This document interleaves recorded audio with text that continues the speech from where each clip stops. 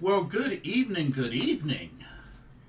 What's going on, all pro wrestling fans of all shapes and sizes from all around the world? Welcome to another live edition of Pro Wrestling Talk, specializing in more Joshi greatness. Coming at you here on the YouTube, the Tube, and the Facebook. Brought to you by Blitzball Champ Gaming. My name is Blitzball Champ Jason Ingram, your host, your MC for this evening's festivities. It is Monday, September the 9th of 2024. Hope everybody has been doing well. Hopefully everybody's had a good start to the month of September. Hope everybody had a great Labor Day weekend. And yeah, it's good to be back on here live once again. But Pro Wrestling Talk with a specialization on the Joshis for this episode. Got quite a lot to talk about. Got a lot of previews. Got a handful of previews to go through. There's a handful of shows that we got the finalized cards for. So I figured, why not go ahead and preview them. Also going to talk about the current standings of the Marigold Dreamstar Grand Prix. This past weekend we had another show with more matches that took place, so go over the current standings for that. I'm actually going to start off with that. Then we're going to dive into previews. We have two Stardom shows for this upcoming weekend. We have Stardom New Blood, number 14, which will be this Friday. And then this Saturday, I believe it's this Saturday, we'll have Stardom Namba Grand Fight 2024. Got a handful of matches for that. And then in another, I believe another 2 weeks, yeah, I believe in another 2 weeks, we have TJPW's Wrestle Princess V. And they just recently confirmed the full card for that show. So, going to go over that. And I figured I'd also mention that I got a little update to the pro wrestling show in Japan wishlist. So, I'll talk more about that as well. Got a couple of updates for that. So yeah, got a lot to talk about tonight. I can't even get my words out. But we're going to have some fun. We're going to enjoy it. But yeah, let's go ahead and get started. So, start off with Marigold. Marigold recently had some matches. I believe they were on September 8th. So, had some more matches in both the Dream League and the Star Leagues. So let's go ahead and dive in and take a look at the current standings, shall we? Y'all ready? I'm ready. Let's do it. Alright, got my spreadsheet up. Gonna start off with the Dream League. Alright. So, starting from the bottom. So far, we have one competitor that is off to a very slow, abysmal 0-3 start.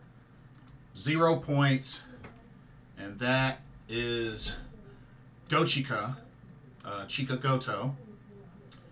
But yeah, a really rough 0-3 start for her. She has losses to Utami Hayashishita, Mirai, and Nori. So, it's not quite over for her. She's not out of it, but she really is going to need to start winning. She's going to need to start winning ASAP in order for her to hang in there. But it's not going to be easy. Already had a rough start, so she's going to really need to bounce back as soon as like the next match. So, we'll see how it goes, but right now she's at the bottom with 0 points. All right. We have one competitor sitting with 1 point on a record of 0-1-1, and that is Victoria Yuzuki. Victoria Yuzuki, no wins, has the 1 loss to Utami Hayashishita and the 1 draw with the current Marigold Superfly champion Natsumi Shozuki, which was quite a heated battle. I'm sure there's probably going to be a rivalry brewing from that, and who knows, maybe even a future Superfly championship match between these two ladies.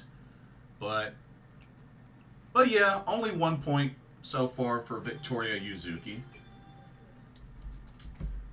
Misfit, welcome to the stream. Solid Raw followed by Julia murdering poor Chelsea Green on NXT. Yeah, it was a pretty good Raw. Yeah, I pretty much went live right as it went off. But yeah, pretty good Raw, indeed. Of course, Natalya being the partner of Lyra Valkyria and what's her face? Zelina Vega was definitely no surprise. But yeah, good to see Bret Hart made it. But yeah, not bad. Not bad at all. Alrighty. We have 2 competitors, both with 2 points each, both with the same record of 1-1, and they are Koki Amare and Nagisa Nozaki. Let's take a look at Nagisa Nozaki. 1-1, she has the 1 big victory over Utami Hayashishita, but the 1 loss to the Superfly champion Natsumi Shozuki. But like I said, a really good start for her, getting a big upset victory to open up the tournament over Utami Hayashishita. I mean, that was huge. That was really huge for her. Wyatt 6 killed it. Yeah, that was quite a way to open up Raw with that street fight. That was very entertaining for sure. It was just really good to see all of them duke it out, with American Made. That was pretty entertaining. And it was good to see Nikki Cross back on the ring as well. Koki Amare. Koki Amare also 1-1. Victory over Natsumi Shozuki, but a loss to Nori. Was kind of surprised at the loss to Nori. I didn't expect that. But she was able to redeem herself with a victory over Natsumi Shozuki. So, still not a bad start for Koki Amare. All right. We have 2 competitors with 3 points apiece. They are Mirai and the Marigold Superfly champion, Natsumi Shozuki. And of course, Mirai is 1/2 of the Marigold Twin Star Tag Team Champions. Let's take a look at Natsumi Shozuki. She currently has a record of 1-1-1. She got the victory over Nagisa Nozaki, a loss to Koki Amare, and the 1 draw with Victoria Yuzuki. So, quite an interesting start for her. Like I said, she started off with the draw to Victoria Yuzuki, which I'm actually looking forward to hopefully that building up a rivalry. But 3 points for the Superfly champ.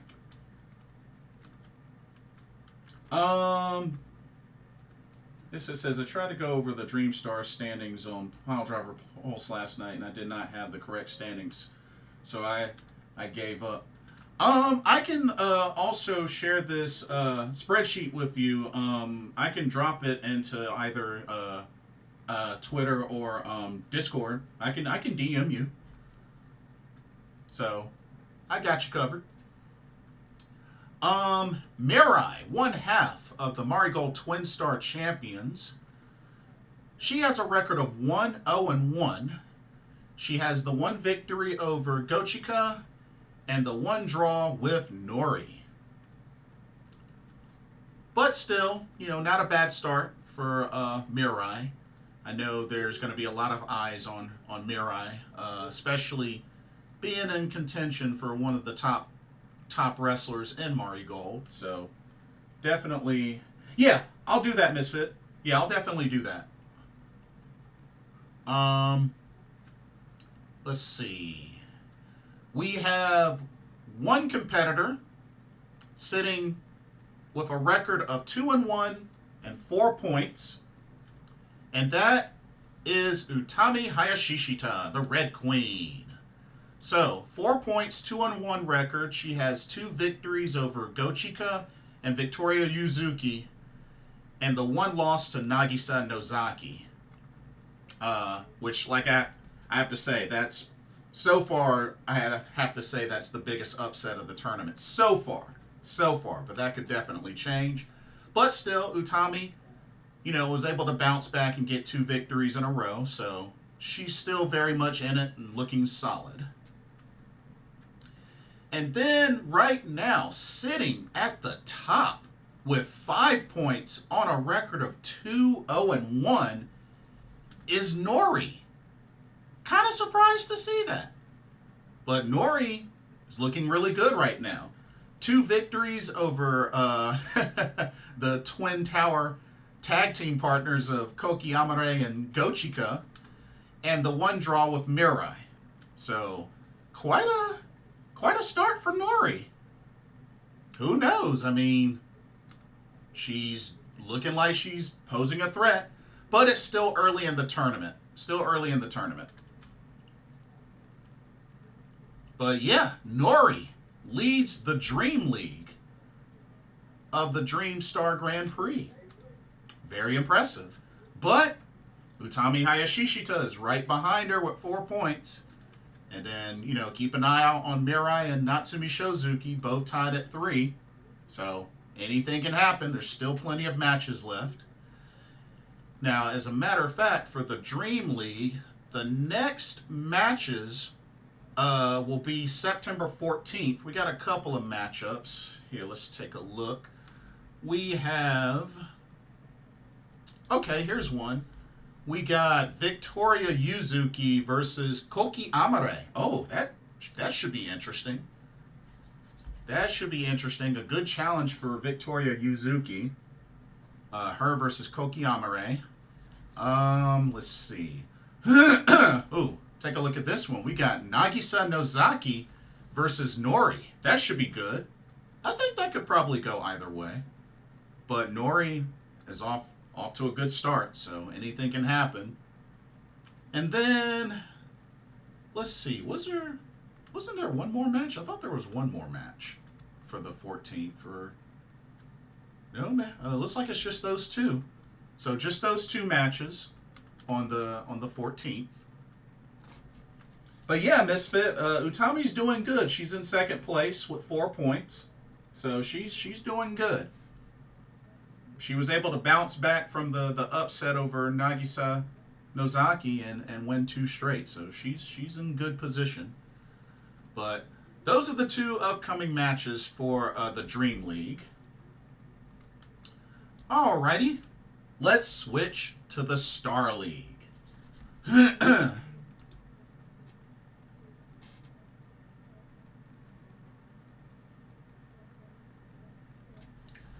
Okay. Star League.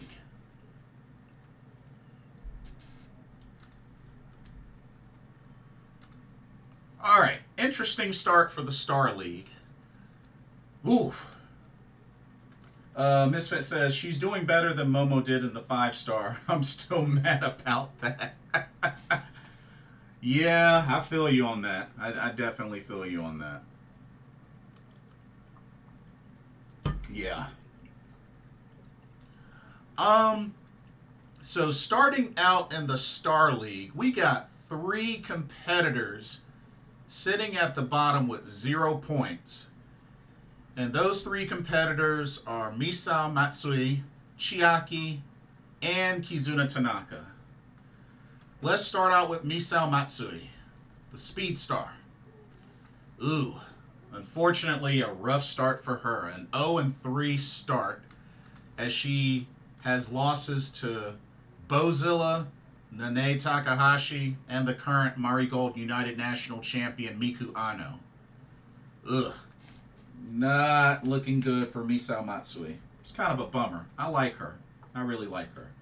Misfit says, but I'm very much convinced they are going to be turning Momo babyface after all this. Only time will tell. There's a lot brewing between now and to that point, so should be very interesting how they go about that. But hopefully Misao Matsui can start winning ASAP. She's pretty much in the same situation as Gochika. All right. Both Chiaki and Kizuna Tanaka are 0-1. Chiaki has the one loss to Miku Ano. Kizuna Tanaka has the one loss to Bozilla. Bozilla Kizuna Tanaka was actually the very first tournament match that kicked off this tournament. But yeah, poor Kizuna Tanaka. But I'm hoping that she can bounce back very soon.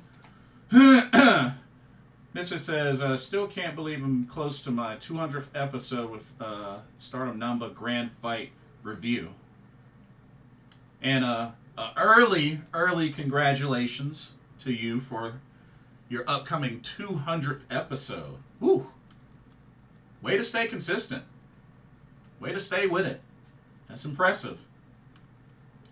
Miku Ano is having one of my favorite runs right now. Yeah, she's definitely been doing well in Marigold. And hey, first and inaugural United National Champion. And that white belt looks great on her. Some are already calling her the ace of Marigold.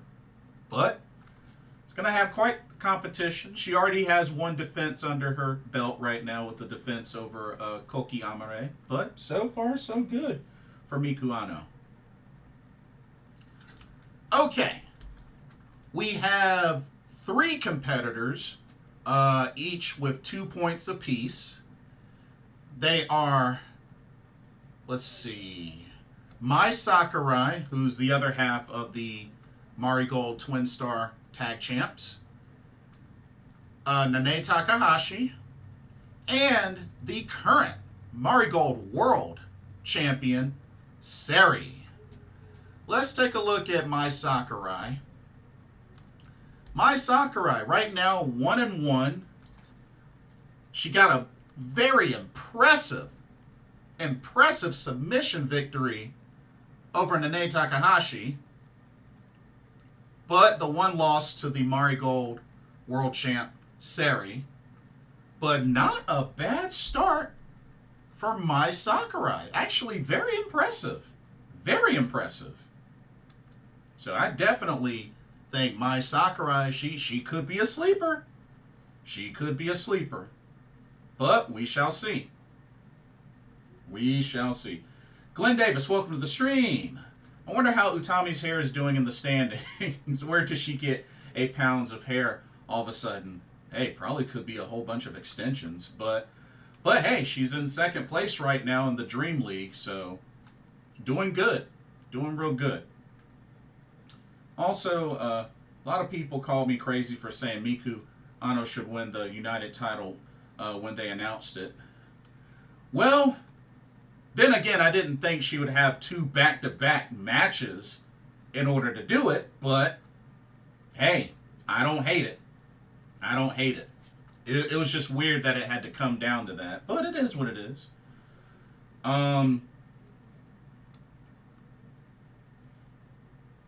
Let's see.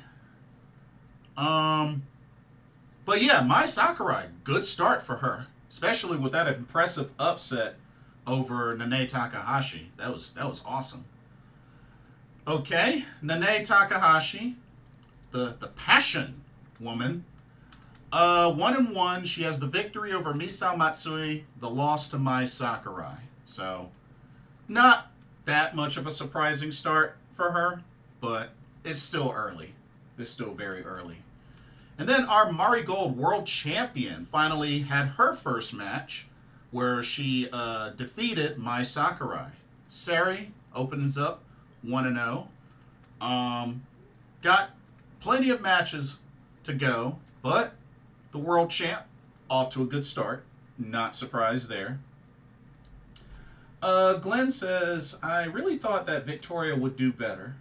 Well, I mean, she has the one loss and the one draw. I mean, that was a pretty dang on good match between her and Natsumi Shozuki. So, I mean, it's still pretty early. I think she'll definitely pick up some points soon.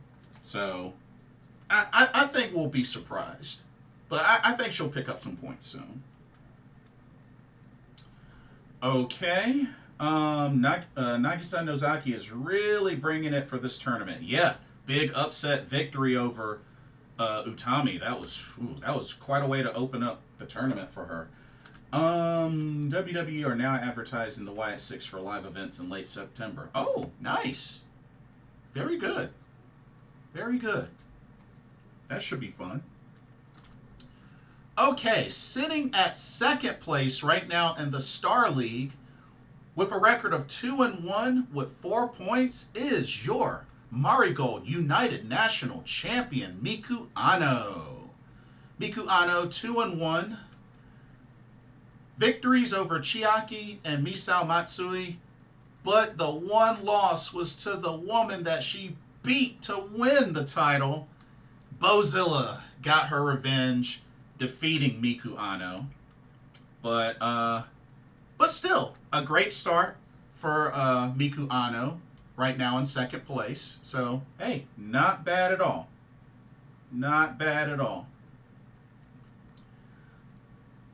Misfit says, someone commented, live event murder will be some cinema, and I popped. Oh, jeez. Oh, man. Well, I know what you mean. Glenn says, Nori's been great in this tournament. LLPG has another student, Catherine, coming down the pike. We may start seeing her soon. Oh, interesting. We'll have to see if she appears. I'd be down. But right now, sitting at the top of the Star League, undefeated 3-0 with 6 whopping points, is Bozilla. Rawr. Bozilla. Victories over Kizuna Tanaka, Misao Matsui, and our Marigold United National Champion Miku Ano. And right now, Bozilla is looking very unstoppable. 3 straight victories, undefeated in the Dreamstar Grand Prix. So she's sitting at the top.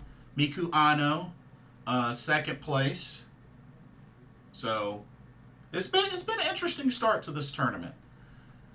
Okay, let's see. Upcoming matches. Okay, so the Star League also has some upcoming matches on the 14th of September. Let's see what we got. All right, so we know Seri's next match will be against Chiaki. Ooh, that's going to be a tough challenge for Chiaki. Oh, we got one right here. Bozilla's next opponent will be one half of the Marigold Twin Star champions, Mai Sakurai. But who knows? Maybe Mai Sakurai, she's already upset Nanae Takahashi. So who knows? Maybe she can give Bozilla her first loss. You never know.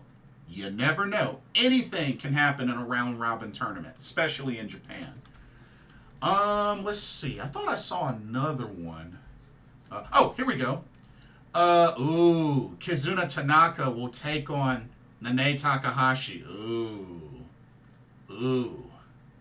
Yeah, I'm really going to be pulling for Kizuna Tanaka, but I can't see her beating Nanae. I can't see it. I can't see her beating Nanae Takahashi. But we'll see. We shall see. Glenn says, Mirai is 10 times more eloquent since biting Nori's finger. It's like a reverse Spider-Man origin. Ugh. Yeah. Oh, man. Yeah, that was crazy. That was definitely crazy. But yeah, that is your current standings for the Marigold Dreamstar Grand Prix 2024. Now, also keep in mind, that the tournament wraps up this month. The finals will be on September 28th. So that'll be here before you know it. That will be here before you know it, but still a lot of wrestling for sure. And hopefully some of these ladies that don't have any points will start getting points hopefully as early as September 14th. We shall see. Alrighty. Okay. Let's dive into some Stardom. Got some Stardom previews to go through. So first off, we're going to take a look at Stardom New Blood 14. And the interesting thing is, we actually have 2 New Blood shows, 14 and 15, scheduled for this month. Yeah, that's right. Stardom New Blood 14 will be this Friday, September 13th. And then New Blood 15 will actually be Sunday, September 29th. So 2 New Blood shows in a month. Hey, I can dig it. I can totally dig it. And lately, usually the New Blood shows are free on Stardom's YouTube. So, hey, 2 free shows from Stardom on their YouTube. Sign me up. But let's get into Stardom New Blood 14. Stardom New Blood 14 will be held at the Aichi Chonichi Hall in Nagoya, Japan. Only 5 matches, but at the same time, when it comes to New Blood matches, there's usually in small number, but they usually get plenty of time. But let's go ahead. Let me get my graphics up. They actually just put the graphics up for New Blood 14. So let's take a look. And I'm going just in no particular order because I have no idea what even's going to be the main event, but we're gonna just hop in and just go through each as I put them up. So let's get started. Stardom New Blood 14. First up, we got ourselves a tag team match. We got Cosmic Angels versus Empress Nexus Venus. Cosmic Angels, represented by Sayaka Kurara and current World of Stardom champion and also Artist of Stardom Trios champion, Tam Nakano, and they'll be taking on Maika. Of course, this year's 5-star Grand Prix winner, Maika. And teaming up with her is up-and-coming rookie Rian.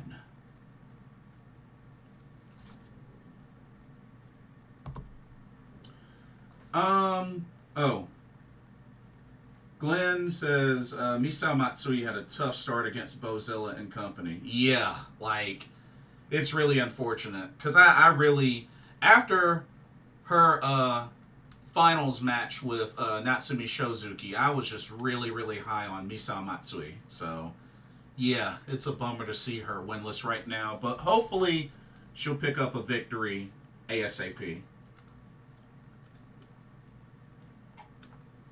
Because if she goes 0-4, it's going to be hard for her to make a comeback.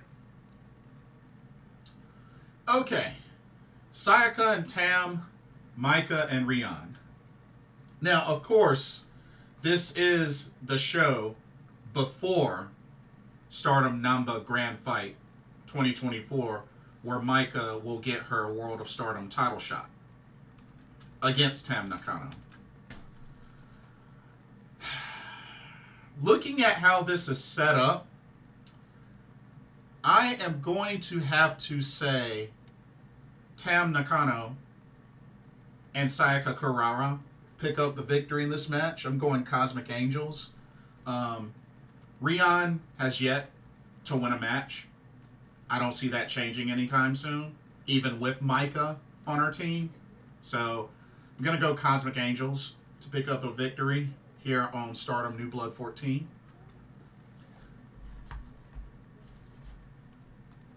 Alrighty. Let's go to our next match. We'll go from a tag match to a singles match. And this is pretty much the only singles match of the show.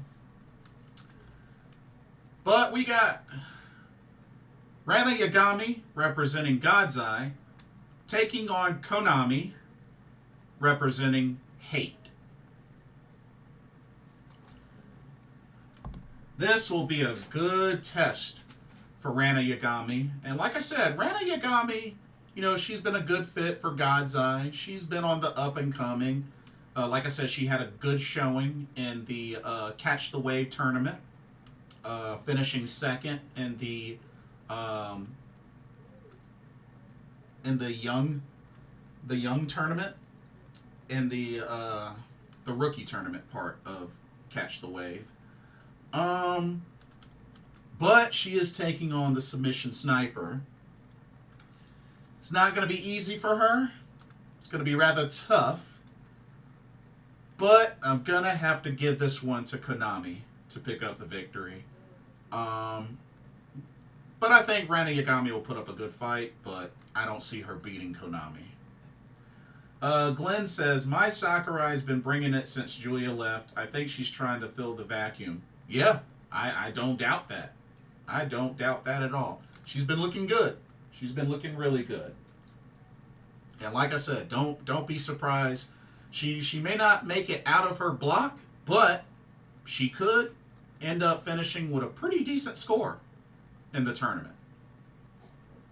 After all, this was somebody who was a finalist in a past Cinderella tournament. So, you never know. You never know. All right, let's go to our next match.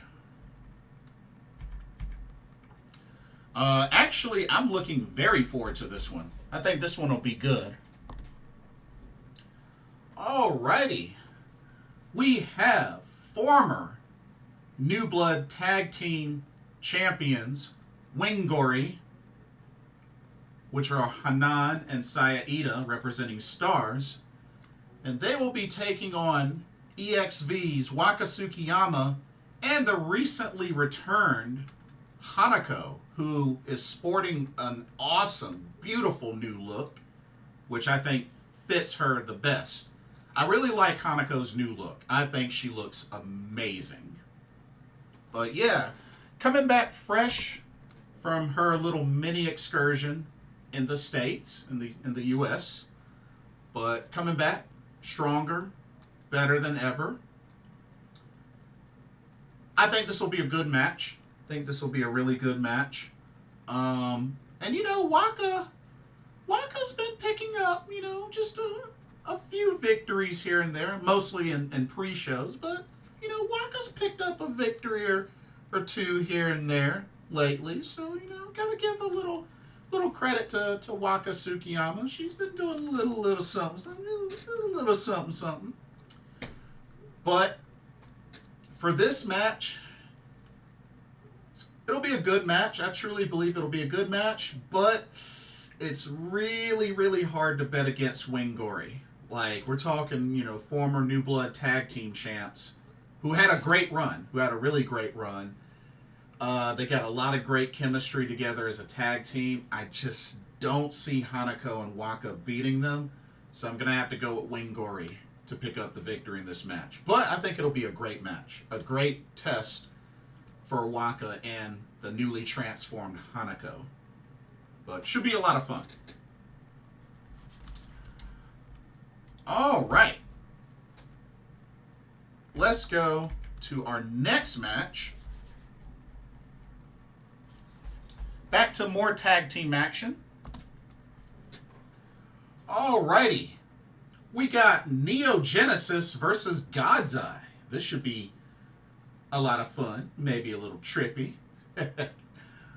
Representing Neo Genesis, we got Miyu Amasaki, and the leader Starlight Kid. They will be taking on God's Eye, represented by Hina and Tomoka Inaba. Of course, you know, Tomoka Inaba has wrestled in a good handful of Stardom New Blood shows, so not surprised to see her back on another New Blood show. This one's tough. This one's actually really tough to predict. Because part of me feels like it's kind of an even matchup. I think it's a pretty even matchup.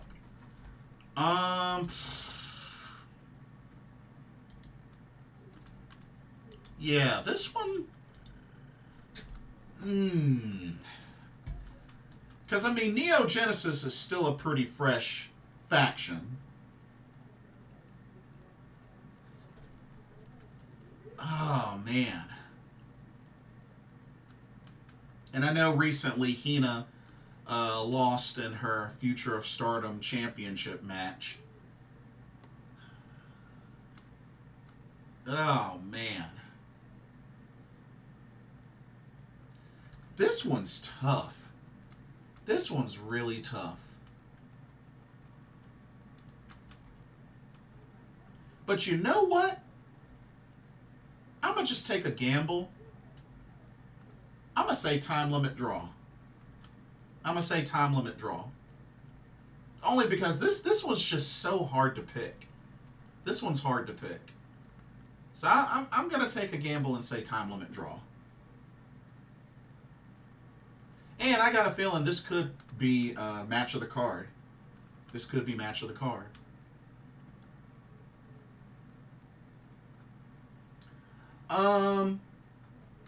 Glenn says, wouldn't be surprised if Chiaki could pull off a win. Oh, over Sari? Because that's who her next opponent is. I mean,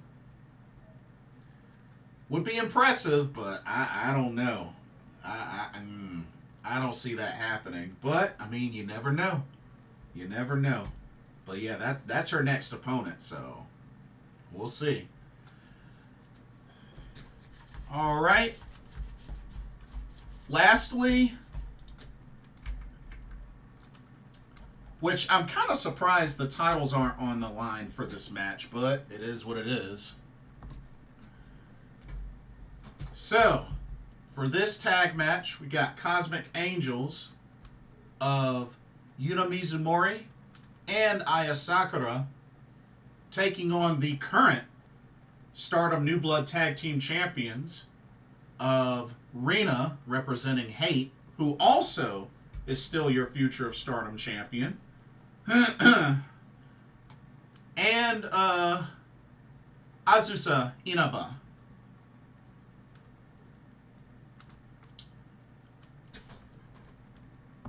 Glenn says, my Sakurai may beat Bozilla. I think she and Sari have the best chance. Yeah, absolutely. Absolutely. I can dig that. Like I said, with this match, I'm kind of surprised they're not defending the tag titles. Like, it would have been really cool, especially on this New Blood show, that Rina and Azusa defend the New Blood Tag Team Championships. But who knows? That could still happen between now and Friday. They could update it and put the tag titles on the line, but I don't know.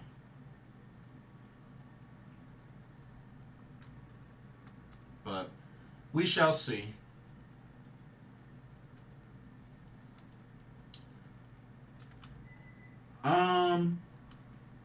Glenn said, didn't Tanaka beat Nene's friend now to get into the tournament? I look for Tanaka to get a passionate butt kicking. I don't remember her having to qualify for the tournament. I don't think anybody had to qualify for the tournament last I saw. Unless I missed something.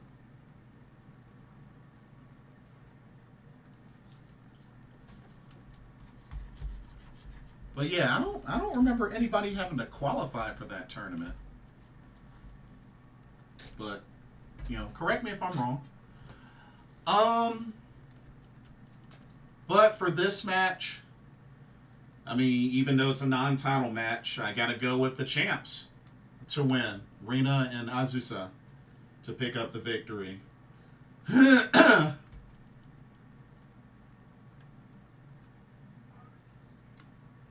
But pretty decent card for Stardom New Blood 14. Like I said, only 5 matches, but not surprising for a New Blood show. But, you know, I think it'll be good. Like I said, I got a feeling Neo Genesis versus God's Eye could potentially be match of the card. And then again, wing-gori versus EXV. That could be a show stealer as well. Mr. Harvey, welcome to the stream. Says, what's up, boss man? Doing well. Hope you are too. But yeah, that's a pretty decent card for New Blood 14. That'll be a nice little preview leading up to our next preview, Stardom Namba Grand Fight 2024. Glenn says, Rian's taking another pin, I think. I think you're right. I think you're absolutely right. Indeed. Okay.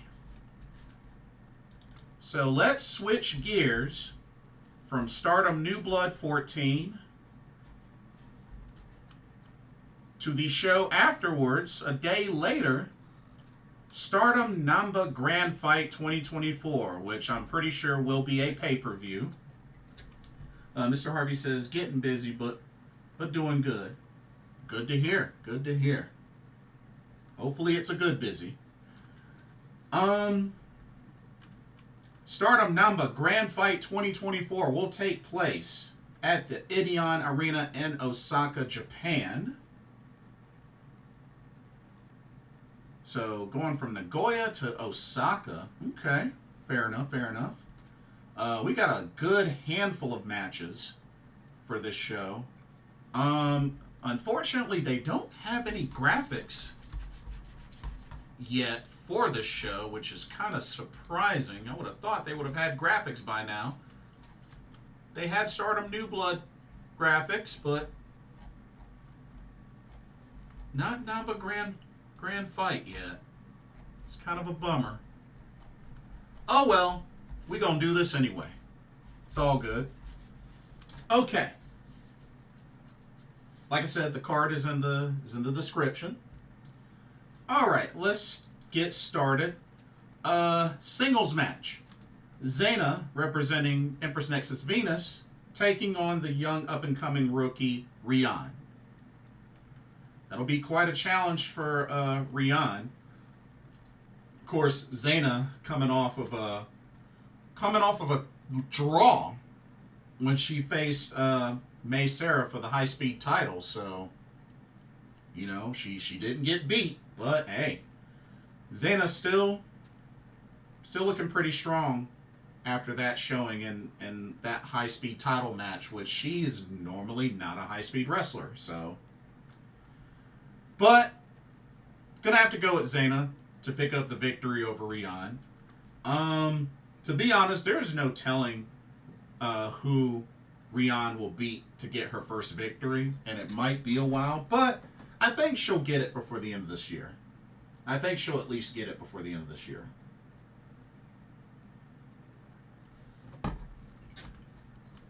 All right. We got another singles match.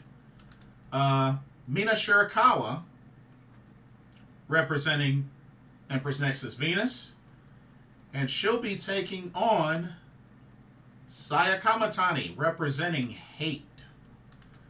Now, we all know this is a very familiar matchup.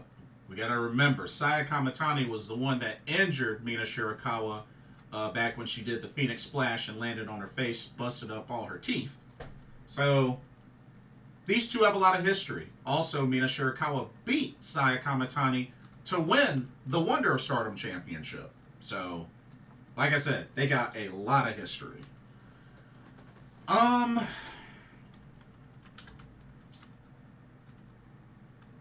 Mina or Saya? Of course, Mina recently became a double champion not too long ago.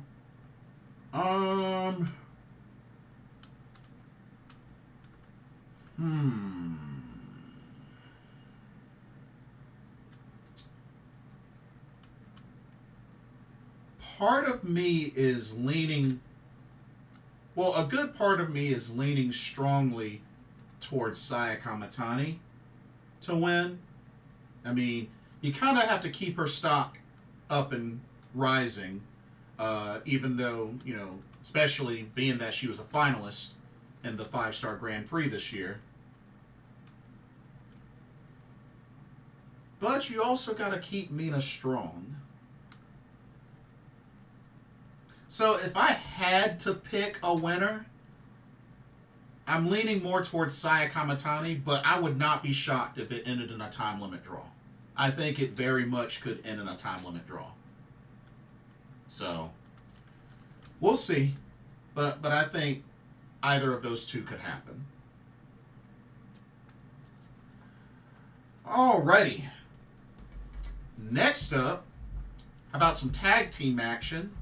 We got EXV's Waka, Tsukiyama, and HANAKO. And they'll be taking on God's Eye, Hina, and Ranna Yagami. Well,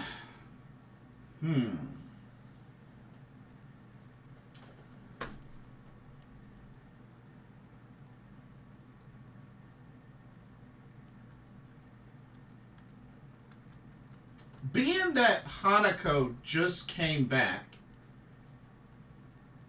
new look, new aura, and everything, I honestly don't see her losing twice in a row. So I'm going to go with Empress Nexus Venus on this. Waka and HANAKO. I'm going to take a gamble and go with them, mainly because I don't see HANAKO taking 2 straight losses back to back with her returning from excursion. I don't see it. I really don't see it.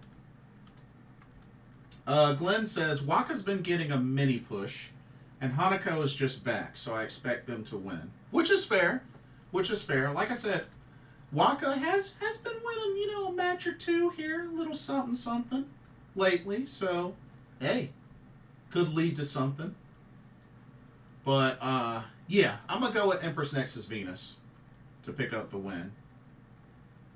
Probably Ranna Yagami gets pinned, but I don't know. All right.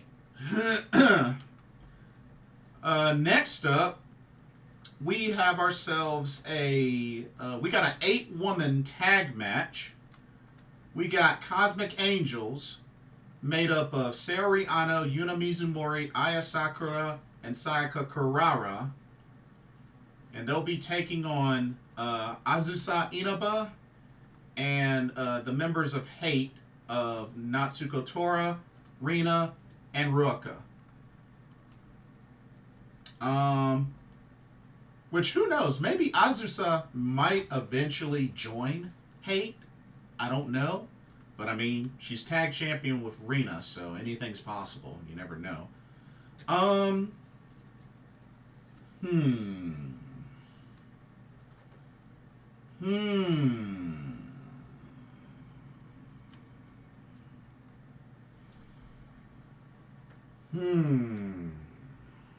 Part of me wants to say Cosmic Angels, but honestly, I'm leaning more towards Hate to win this, because I got a feeling either Aya Sakura or Sayaka Kurara, I think one of those two ends up getting pinned. So I'm going to say Hate plus Azusa Inaba picks up the victory, but it could go either way. That match could go either way. Glenn says, I think Starlight Kid will dig deep and take it from God's Eye, but I wouldn't put money on it. No, that's That's not a bad prediction, though. That's definitely not a bad prediction. But yeah, I'm going to go with Hate plus Azusa Inaba to pick up the win. But it could go either way. All right. We have a very unique 6-woman tag team match.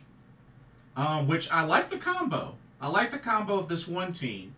We got the trio of Starlight Kid, Mei Sarah, and Kohaku from Pro Wrestling Wave. They're going to be teaming up against stars Koguma, Saya Iida, and Momokogo. I'm actually very excited for this match. I'm a big fan of Kohaku. I am very pumped for this match. Like, this match might be the show stealer for me.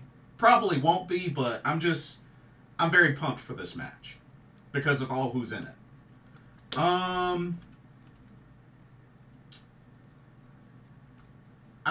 going to say Starlight Kid, Mei Sarah, and Kohaku pick up the victory, but I hope this match gets plenty of time. I hope both teams get plenty of action, but I'm actually very excited for this match. Because like I said, I like all 6 of these ladies. I mean, I've met Starlight Kid, Mei Sarah, and Momokogo. And like I said, I love me some Kohaku.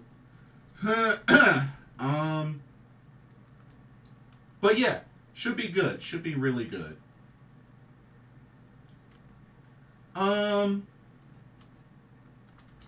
Glenn says, Yuna, Mizumori, and Aya Sakura hardly ever win anything, so I don't like their chances. Aside from the 5-star Grand Prix, once in a blue moon, Yuna Mizumori will win. I mean, after all, she qualified to even compete into the tournament. But you're right, it is rare. It is very rare. So, you make a good point.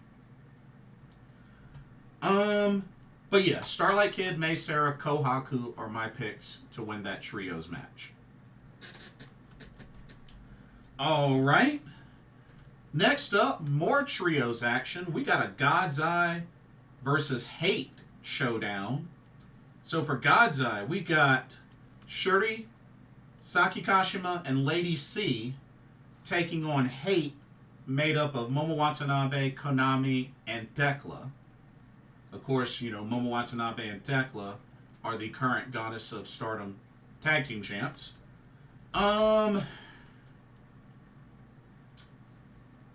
Yeah, I gotta give the advantage to Hate. I gotta go with them, because, I mean, we gotta keep it real, y'all.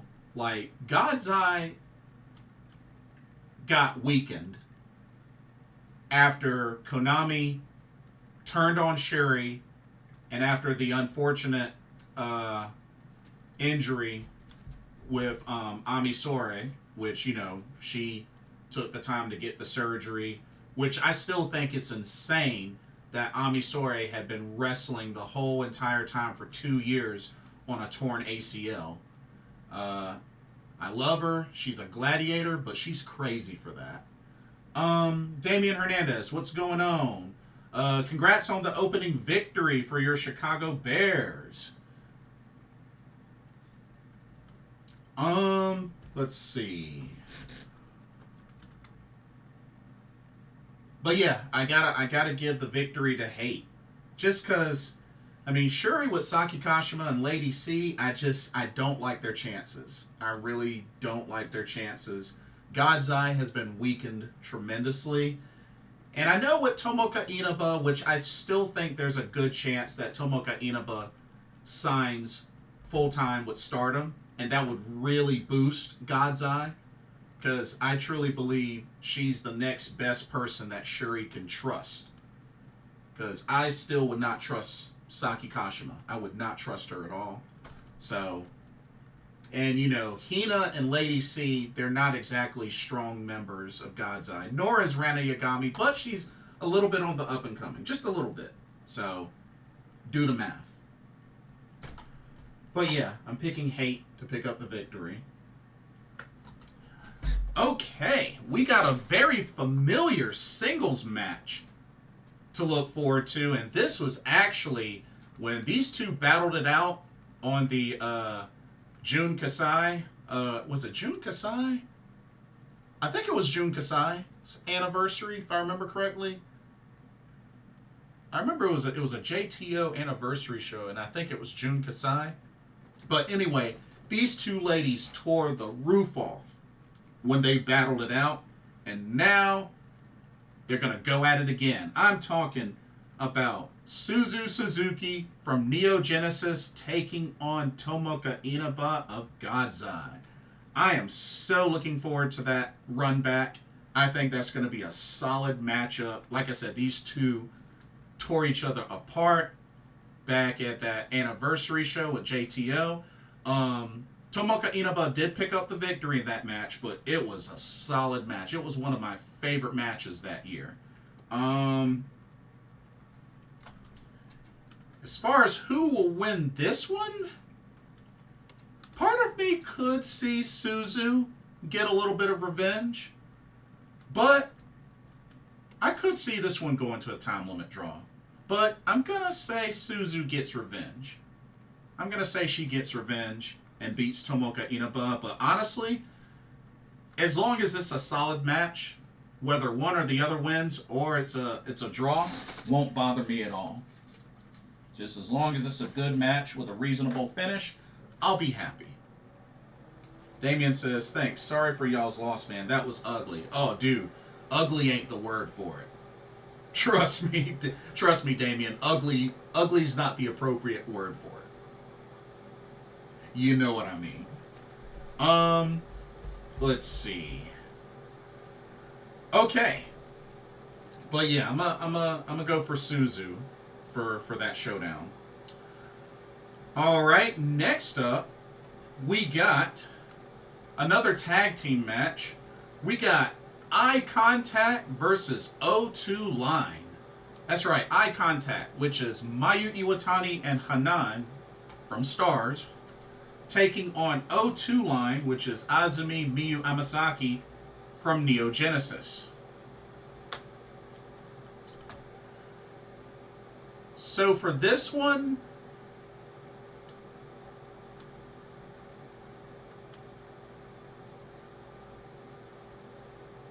oh yeah, Damien. I know. Oh yeah, I know. You can still keep it PG and still come up with a worse word than ugly. I was thinking more like downright nasty, but you know what I mean. You know what I mean.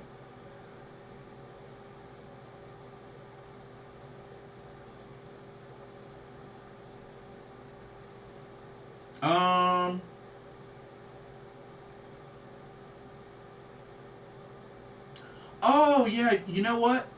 Thank you for reminding me, Glenn. That's right, they did have qualifiers. That's right. Thank you for reminding me. My apologies. Thank you for correcting me. Yeah.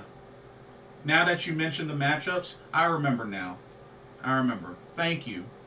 Kudos to you. Thank you for the correction. Chika Goto defeated Nao Ishikawa. Kizuna Tanaka defeated Komomo Minami. Victoria Yuzuki over Myla Grace. That is correct. Thank you for reminding me. Eye Contact, O2 Line.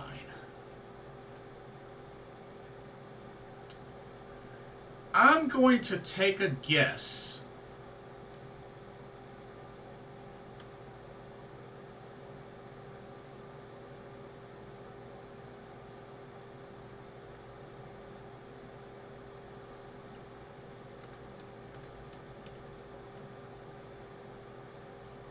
I'm going to say Eye Contact picks up the victory.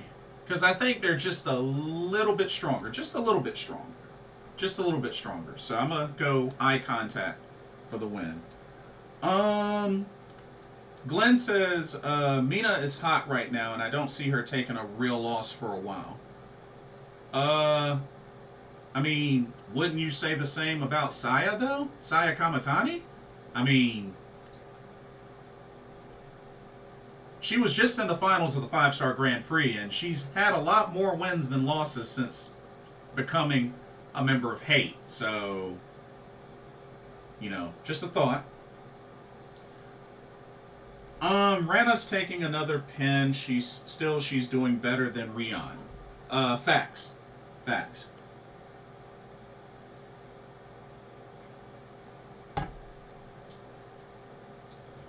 Okay. Now we go into some championship matches. Kind of a bummer there's only 2 championship matches for a pay-per-view like this, but it is what it is. So first off, we got the Wonder of Stardom Championship on the line, as the champion, Natsupoi, will defend against Hazuki. So Natsupoi of Cosmic Angels defending against Hazuki of Stars. You know what the real sad thing is, y'all? If I remember correctly, Hazuki is 0-8 in title matches for the Wonder of Stardom Championship. Oof. Yeah. I don't like her chances. I really don't like her chances.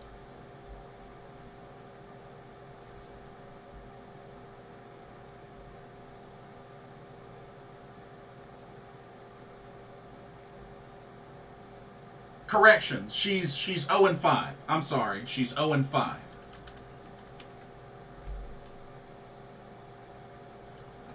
But yeah. She's 0-5 in title shots with the Wonder of Stardom title. So I hate to say it, but I think she's about to be 0-6. Because I don't see her beating Poi. So I'm going to have to say Natsupoi picks up the victory, gets a successful title defense. But, man, Hazuki just cannot catch a break when it comes to singles championships. I mean, she's only held one, which was the high-speed title, but yeah, she can't catch a break. Glenn says, I don't think Hate can lose and still be viable heels, so I'm going with them. Which is fair. Which is definitely fair.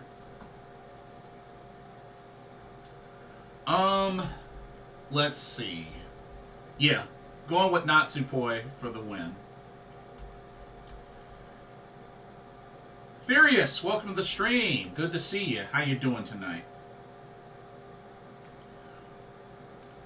And the main event of Stardom Namba Grand Fight 2024 is, of course, for the World of Stardom Championship.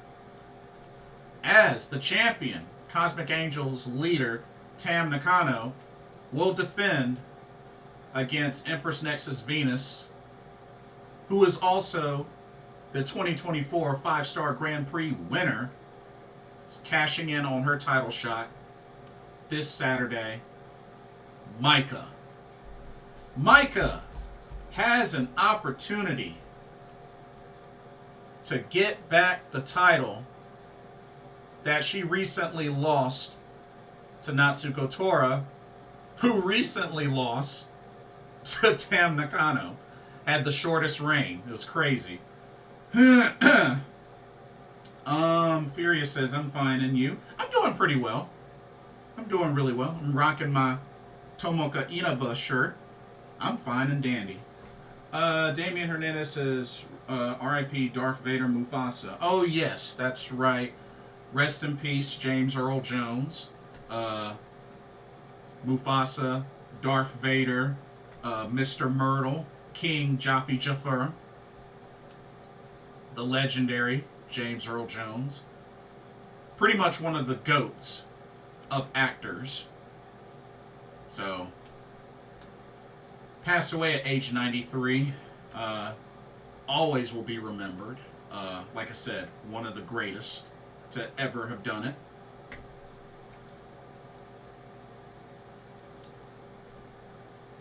Tam Maika.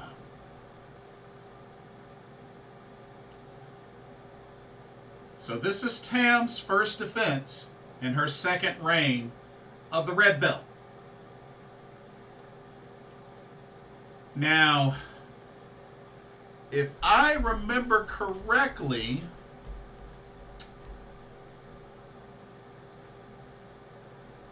I believe if Tam loses, then she will have the shortest reign with the red belt.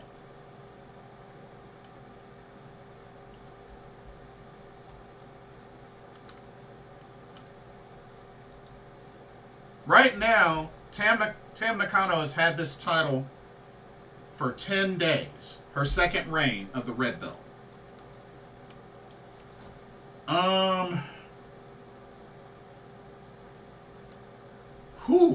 This is kind of tough, being that Maika is having this title shot this weekend instead of at Stardom Dream Queendom in December. Which isn't shocking, because remember, last year, Suzu Suzuki had her title shot also at that same time. But then again,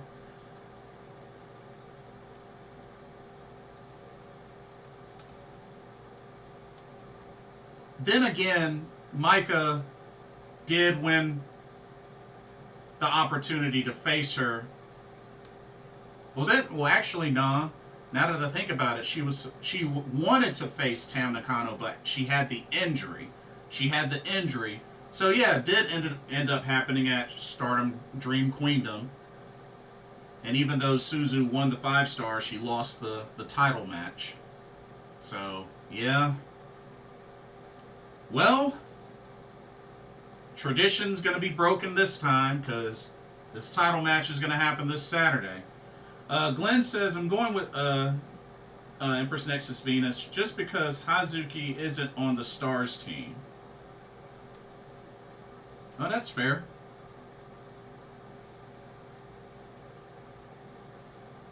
Yep, that is totally fair.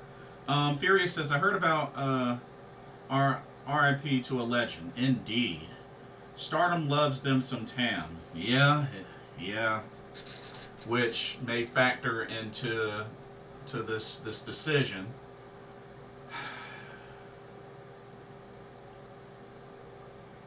Glenn says there's a certain amount of friction between Saki Kashima and Lady C, so I'm picking hate. Yeah, and that's another thing too. They're kind of like not really on the same page, so yeah, good point. Good detail there.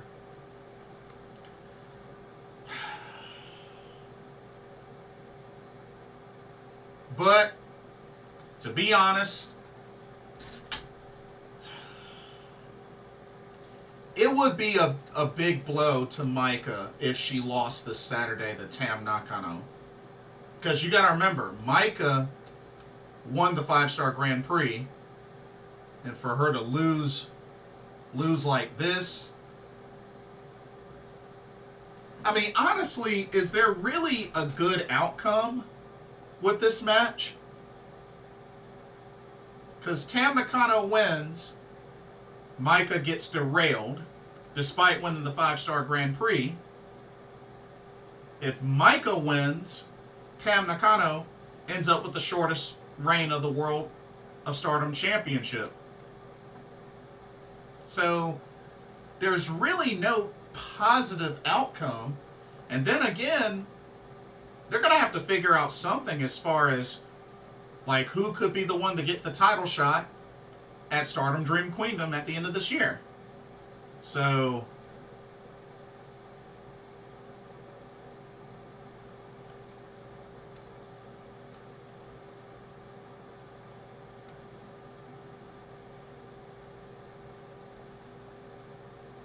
I don't know. Glenn, Glenn says, Saki Kashima's in a face faction, but she's a heel. I wouldn't say she's a heel. Nor would I say God's Eye is a face faction. God's Eye is not really a face faction. Like,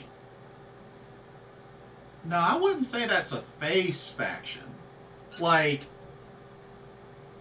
I don't think Stardom is very high on face versus heel. I don't think that's very big.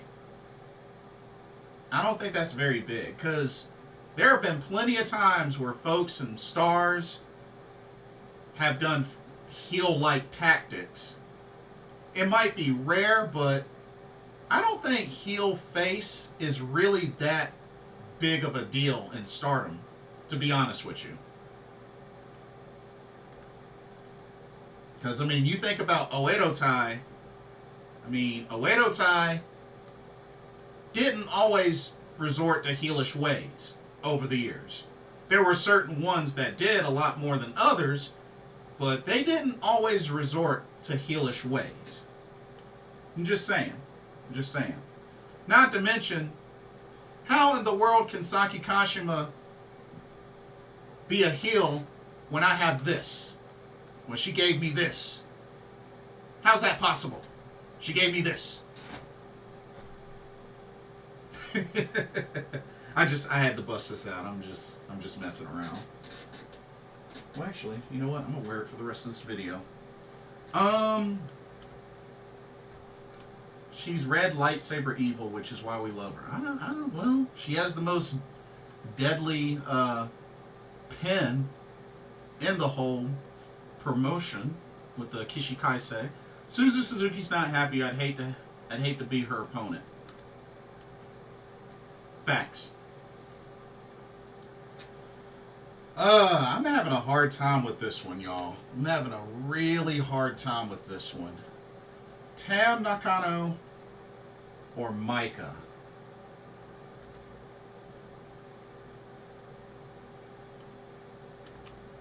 Oh, I'm having a really hard time with this one.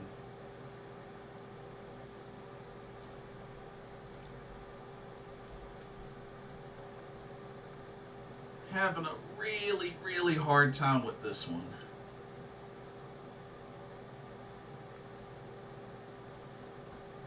Because even with Tam Nakano's first title reign with the World of Stardom Championship, I mean, she lost it on the third defense. Even though she had the title for over 200 days, she didn't really defend it that much. And she lost it on the third defense. Or after, I'm sorry.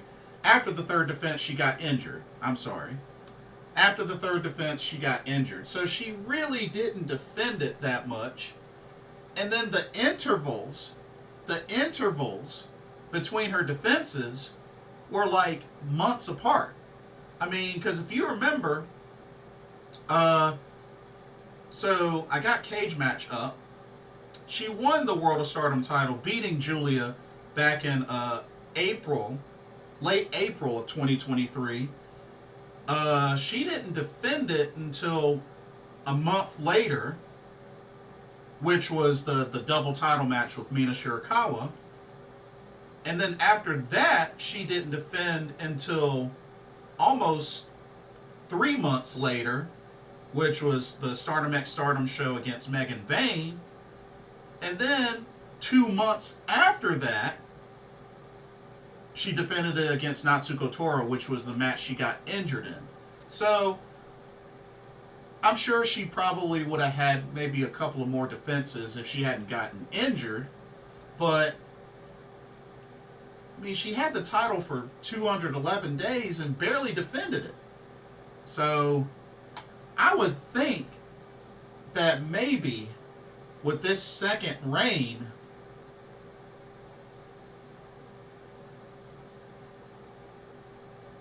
maybe she'll have it longer and have more defenses. I don't know. But then again, it would look really bad for her if she were to lose to Maika. And she would set the new record for weakest, shortest red belt reign. Oh man. Glenn says, I'm picking eye contact. I think Hanan is being groomed for big things. Well, I mean, she won the Cinderella tournament, so I mean, she's off to a good start when it comes to that. And she made it to the semis of the 5-star Grand Prix, so I would have to agree with you, Glenn.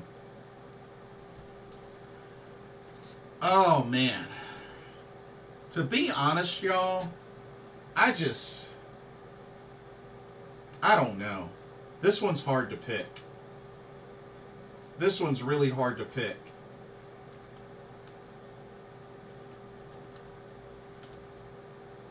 Because I have no idea who's going to be the one to challenge for this title at Dream Queendom in December.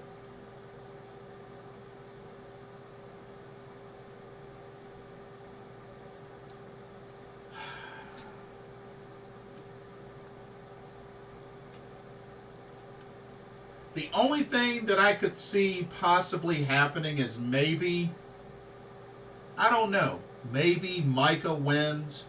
She gets the title back. She holds it till Dream Queendom. And then maybe Sayaka Kamatani wins it off of her. I don't know.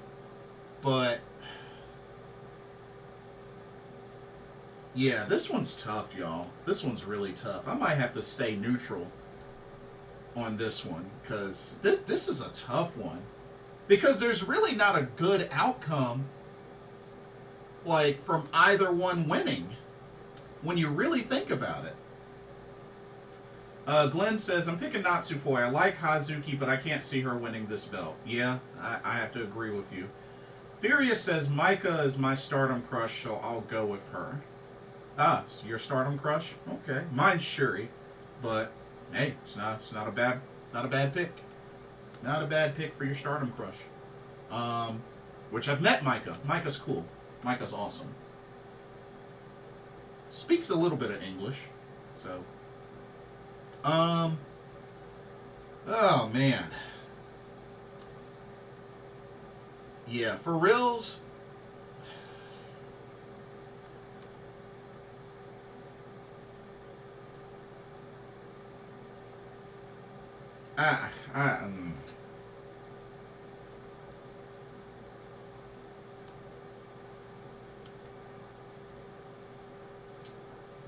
This one's so tough, but honestly, I'll be rooting for Maika, but something tells me Tam Nakano's gonna win and retain. I just have that feeling. Because I'm not sure. But then again, you want to really see the internet blow up? You want to see the Tam fans go crazy? Have Tam lose.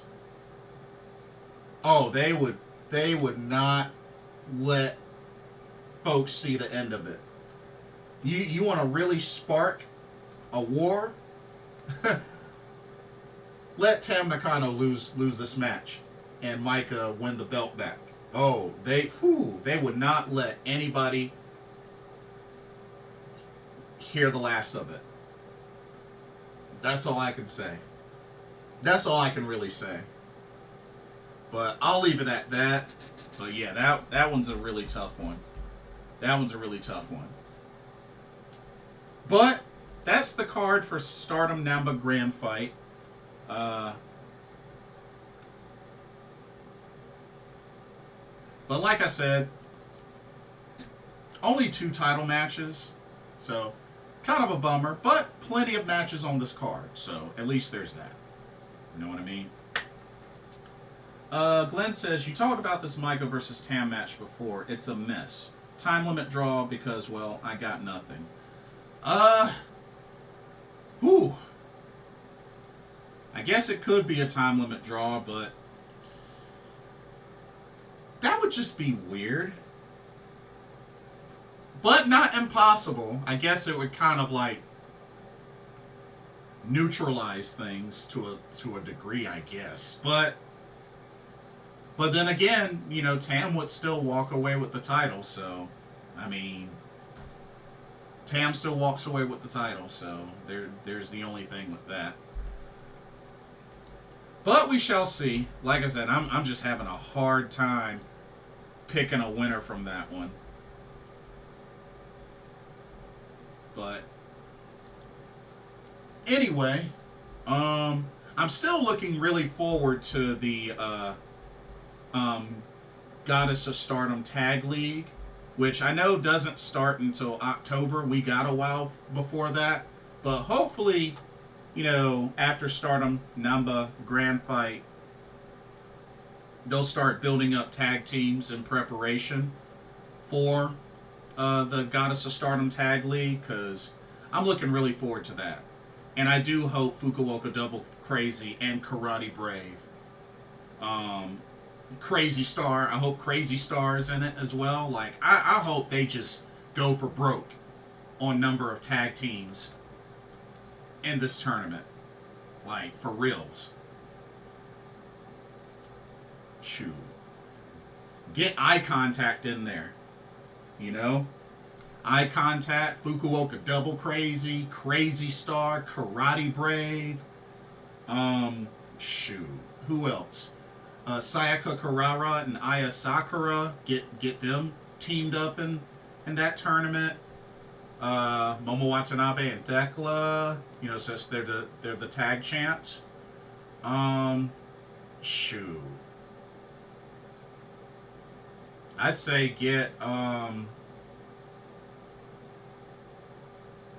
would say get dang on, who else?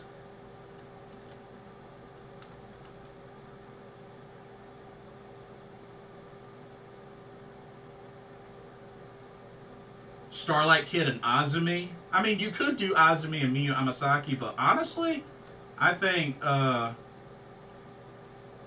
Azumi Starlight Kid would be really, really big. But I hope to see a good lineup of tag teams for that tournament. Furious says, off topic, did you see Arai versus Endo? Yes, I did. Pretty solid match. I think Yuki Arai is going to keep that belt until the end of the year. No one is beating her. Sorry, Mocha. We're actually getting ready to go into the preview for that show. And I'll elaborate more, but yes, I did see Arai versus Endo. It was pretty solid. It was definitely pretty solid. And it was good to see more of Aris Endo, seeing what she could do in singles competition. But, speaking of which, we're going to switch gears to Wrestle Princess V, TJPW. Which will take place on Sunday, September 22nd at the Makuhari Messe in Tokyo, Japan. They just finalized the card for this show, and let me tell you, it is a good-looking card. It is a really good-looking card. So let's talk about it. Let's jump right into the action. All right, Wrestle Princess V. Here we go. First up. Get out of here. First up, we got a singles match, which this is a matchup we've seen before.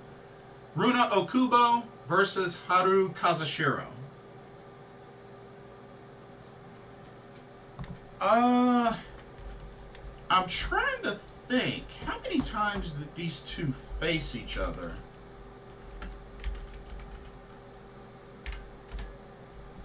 I want to say maybe twice.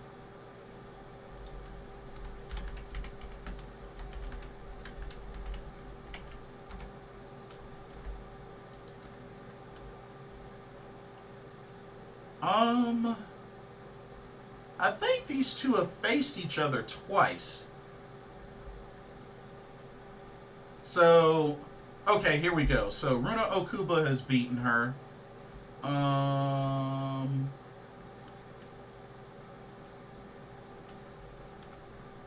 So it actually looks like once. They faced each other once before, one-on-one, which Runa Okubo won.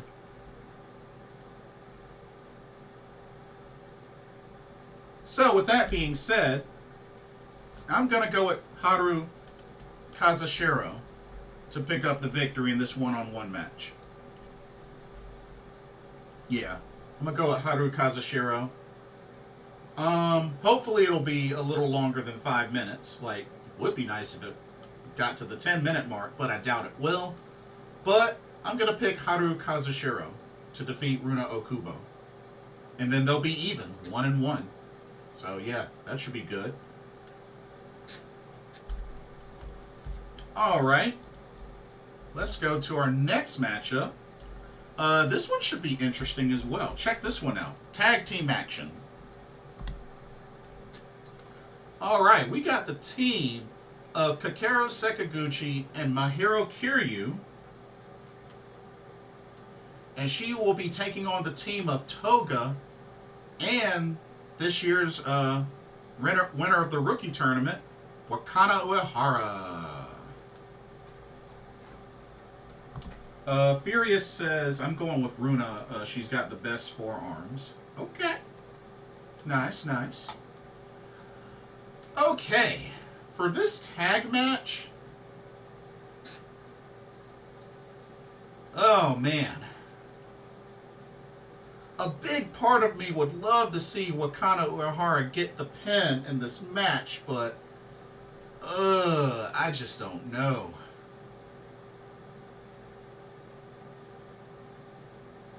I mean, I would love to see Toga and Wakana Uehara pick up the victory, but I don't know. You know what? Bump it. I'm going to take a gamble. Toga and Wakana Uehara for the victory, for the upset. For the upset. I'm going to go for it. I think they got to start building up Wakana and Toga more. Especially considering Wakana won the rookie tournament earlier this year. I think they need to continue to build her up. Especially before the end of this year. And even the same thing with Toga as well. Like all these younger rookies, they got to start really building them up and slowly start to turn them into threats. So why not start here? So I'm going with Toga and Wakana Uehara. And looks like Furious is picking the same as well. Toga and Wakana. I'm with you. I'm with you. All right, next up.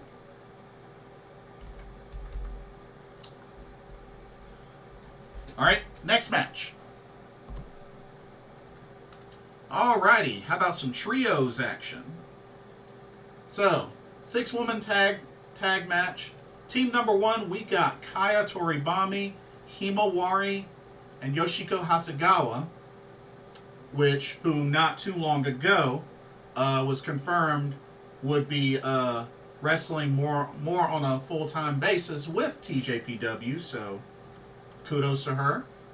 She'll be taking on the trio of Uta Takami from the Up Girls, Kira Summer, and Chika Nanase. To be honest, this is kind of an easy pick. I'm going to have to go with Kaya, Himawari, and Yoshiko. Yeah, I think that's an easy pick, to be honest with you. Furious says, Wakana got so much potential. Yes, she does. And she's been working on her English. Like, her English has been pretty good. And looking forward to her. I believe she's making the trip to the Seattle shows in November. I believe she's on that trip. So I think a lot of people are excited about that. But yeah, should be good. Should be really good. I know Mocha Miyamoto's on that trip as well. So that should be really good. Alright. But yeah, I'm going with Kaya Toribami, Himawari, Yoshiko Hasegawa to pick up the trio's victory. Alright. Let's go with our next matchup, we're going back to singles competition. Alrighty. Singles competition. We got Ram Kaicho taking on Raku. Raku of the Up Up Girls. This one should be a pretty entertaining match. Ram Kaicho and Raku.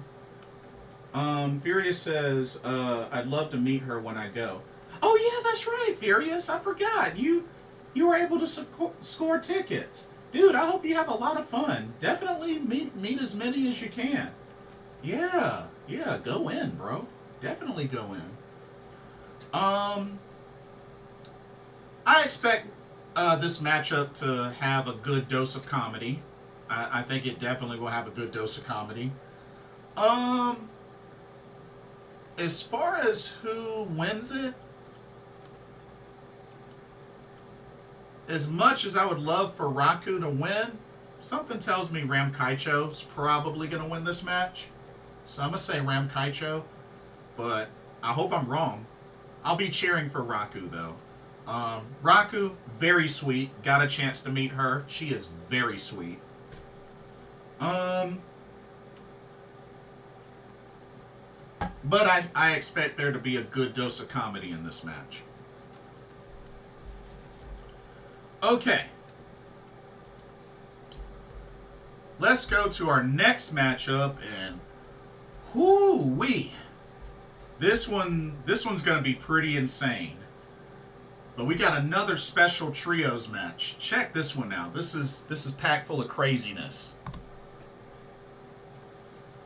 So, this 6-woman tag team match, team number 1, we got the combo of Max the Impaler, Aja Kong, and Pam Harajuku.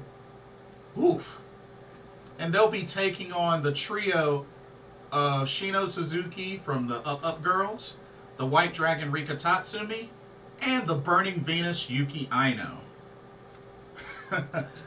We got a special referee in the house for this match, Shiori Aoki. Oh, man. Yeah. This... Whew. All I'm going to say is poor Shino Suzuki, because I think she ends up taking the pin and getting destroyed in this match. So I got to go with Max the Impaler, Aja Kong, Pam Harajuku to pick up the victory. I know Shino Suzuki has Yuki Aino and Rika Tatsumi on her team, but I just... Yeah. When you got the combo of Max the Impaler and Aja Kong, it's kind of hard to bet against them. It's kind of hard to bet against them. So, whoo. Yeah, Furious said it best. Shino is just here to get pinned. Yeah, pretty much. Pretty much. Yeah. It's sad, but gotta keep it real, right? Oh, man. But hopefully the match will get a decent amount of time and it won't be a squash, but wishful thinking, I guess. Okay. Furious said, I'm tired of seeing her lose. She did eventually, she pinned somebody.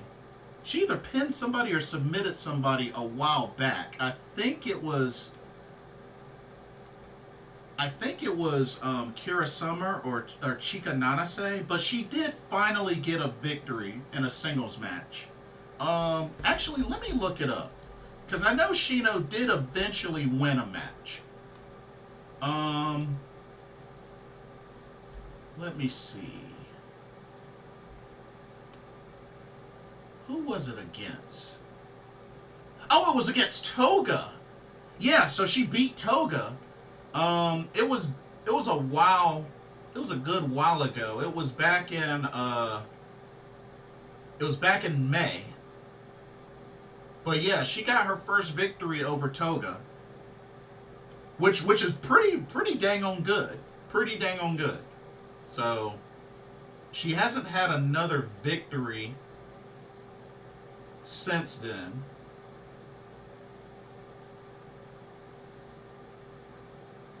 At least not in singles competition. So, yeah.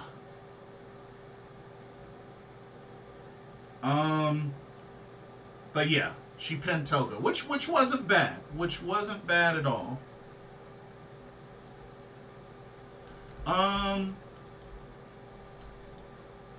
But I'm gonna have to say, she does eat the pin. I think she definitely eats the pin.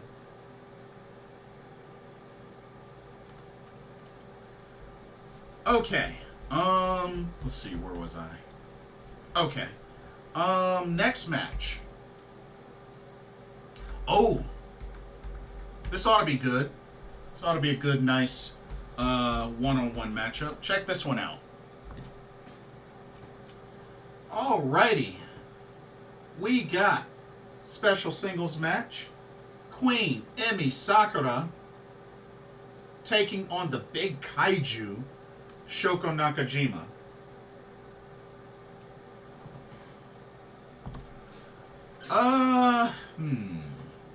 This should be a good back and forth match between these two. I'll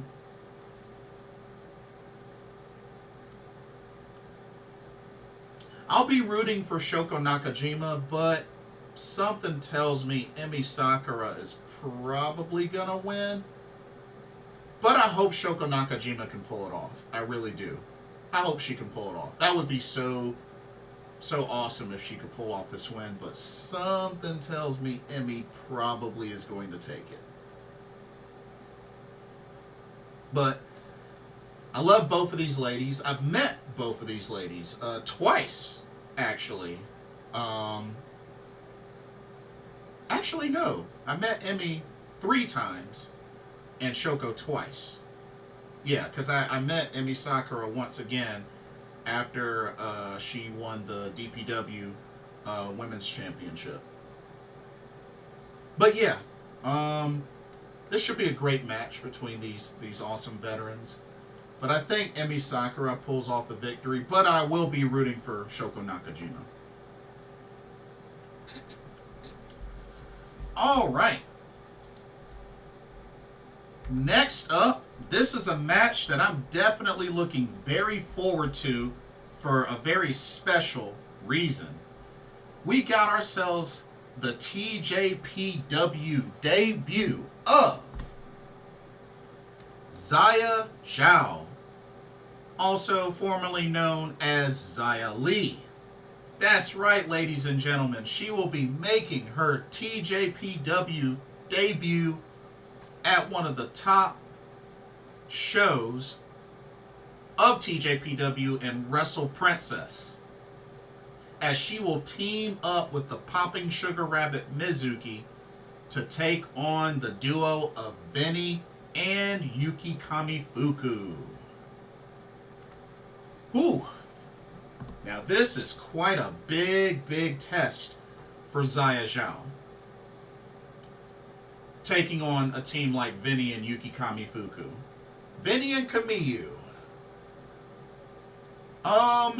But, you know, she is teamed up with Mizuki. We're talking about a 4-time tag champion and a former Princess of Princess champion.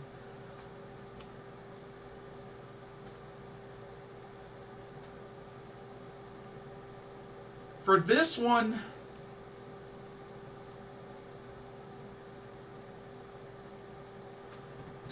and Kamiyu has been booked pretty strong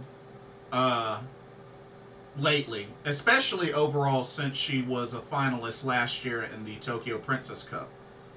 But yeah, Kamiyu's been booked pretty strong.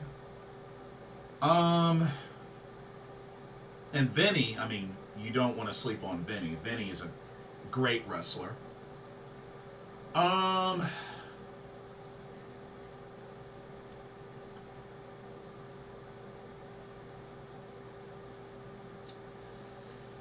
Oh, man. But I think there is a decent chance that Mizuki and Xia Zhao pick up the victory in this match. I mean, I think it would be really cool to see Xia Zhao debut and win at Wrestle Princess 5. I think that would be big for her.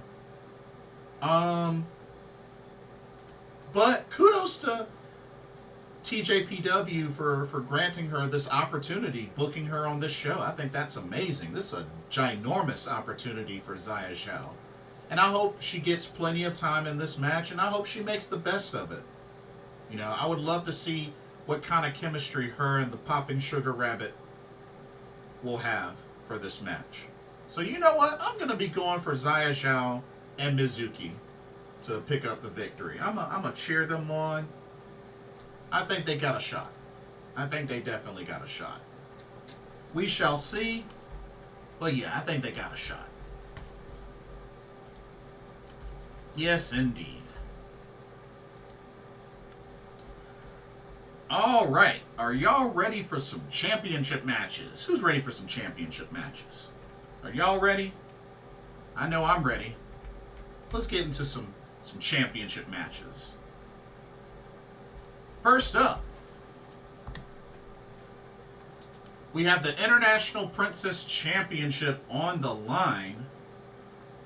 As the champion, Yuki Arai, fresh off of a successful defense over Aris Endo, one half of Daisy Monkey.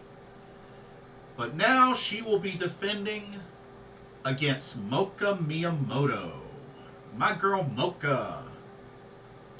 She's awesome, and you know it. Moka, Moka, Moka. Big opportunity for Moka Miyamoto.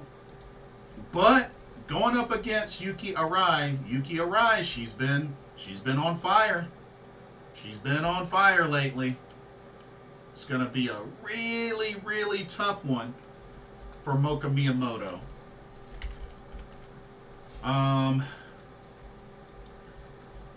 Yuki Arai has been on a roll since defeating Max the Impaler for this title, this International Princess Championship. And the interesting thing was her first defense was against Moka Miyamoto's Shinken Kusho tag partner, who recently retired, Injuria Nagano. So yeah. Now she's taking on Moka Miyamoto. She's had 4 successful defenses so far. So, yeah, Yuki Arai is on a roll. Now, Moka Miyamoto, she's definitely improved greatly. She's definitely improved. Moka has a lot of potential, and I do believe that Moka Miyamoto will be a future International Princess Champion. I do. I strongly believe she will be a future champ. But just not yet. Just not yet. I think they need to build her up a little more. But I do see a International Princess Championship run in the future for Moka Miyamoto. Hands down. I became a believer after she really came this close to upsetting Miyu Yamashita in singles competition. It was at that point that I became a believer that Moka Miyamoto is a future star in TJPW. And I think she will put up a phenomenal fight against Yuki Arai. She has that fighting spirit. She has displayed it in previous matches multiple times. But I think Yuki Arai escapes with the victory and retains the International Princess Championship. So I'm going to have to go with Yuki Arai, but I will be cheering hard for Moka Miyamoto. Furious says, I really love Moka, but I don't think she'll win this. I don't think so either. I don't think so either. But keep an eye out on her. I think she will eventually win that title. I don't know who she'll beat for that title, but she's winning that title at some point in her TJPW career. I truly believe that. She's winning that title eventually. All right. Let's keep it going with our next match. And this is a big one. A really big one. This will be the biggest challenge for Daisy Monkey. That's right. Daisy Monkey will defend the Princess Tag Team Championships against 1-2 million Maki Ito and Miyu Yamashita, who are former Princess Tag Champs. And who are former tag tournament winners as well. Because remember, they won the tag tournament last year. But this is huge for Suzume and Arisa Endo. Taking on one of the toughest tag teams in TJPW currently. But Daisy Monkey has been on a roll since winning the tournament and since winning these tag titles at Grand Princess earlier this year.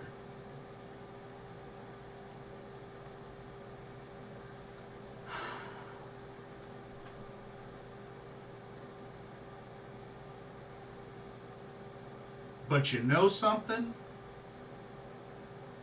I am picking Daisy Monkey to defeat 1-2 million. Some may say an upset, and I totally get it. But Daisy Monkey has been on a roll. And I think the fire will keep burning. I'm picking Daisy Monkey to retain the Princess Tag Team Championships. I think you got to keep those titles on them. I think you got to keep the ball rolling with Daisy Monkey. This year has been the year for Daisy Monkey, and I don't think it's time. I don't think it's time for them to lose.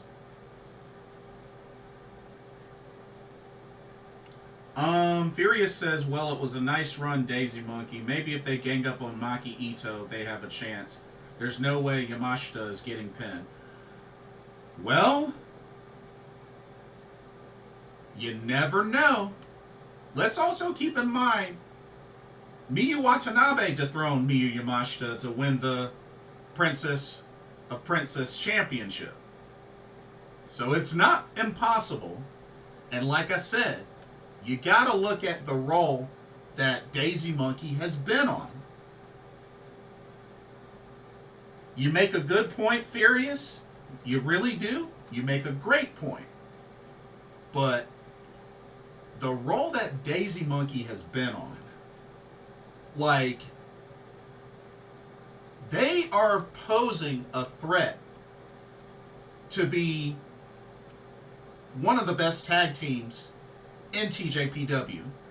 Because when you think about it, the GOAT of tag teams in TJPW, or to have ever wrestled for TJPW, I mean, it's obvious that it's the Magical Sugar Rabbits. But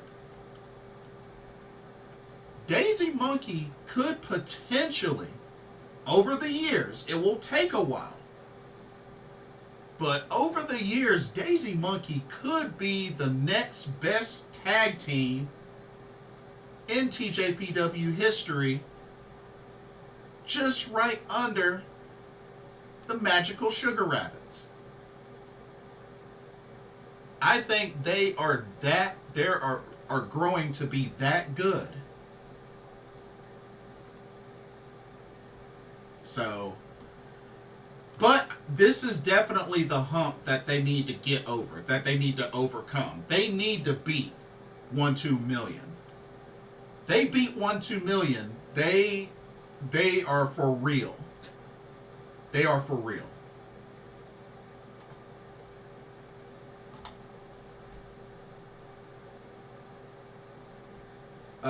Daisy Monkey is the best tag team we'll see. You've convinced me I'm going with Daisy Monkey. Yeah, like, I just... While Maki Ito and Miyu Yamashita are former tag champs, I just cannot see, with the run that Daisy Monkey's been on and just the aura that they have, I just can't see them dropping the titles yet. I just can't see it. As a matter of fact, let me see how many successful defenses they've had so far.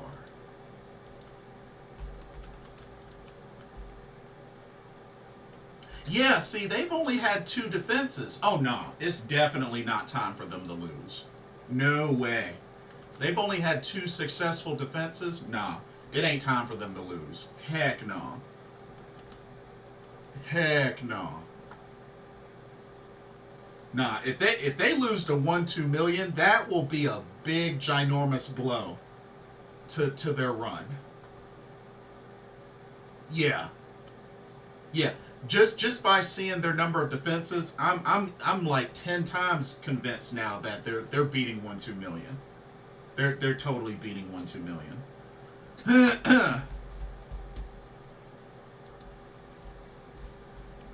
And then the main event of Wrestle Princess 5. Of course, it's for the biggest prize. The Princess of Princess Championship.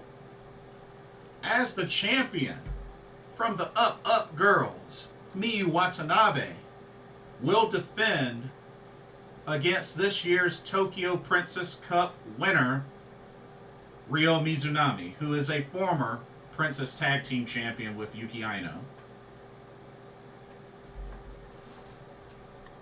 Okay. While I am bummed that it's not Yuki Aino in this match, this should be a good match. This should be a good match. Miyu Watanabe is going to get her shot at Ryo Mizunami, even though it was 2 years later.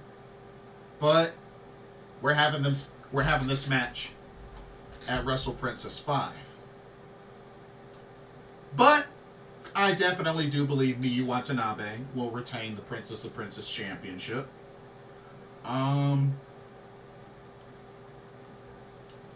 Yes, she needs this victory. She needed this match to get this victory, to redeem herself. So I guess they're going to go ahead and do that now through Wrestle Princess 5. But yeah, Miyu Watanabe retains. So yeah, ultimately, I don't see any title changes at Wrestle Princess 5. So, yeah.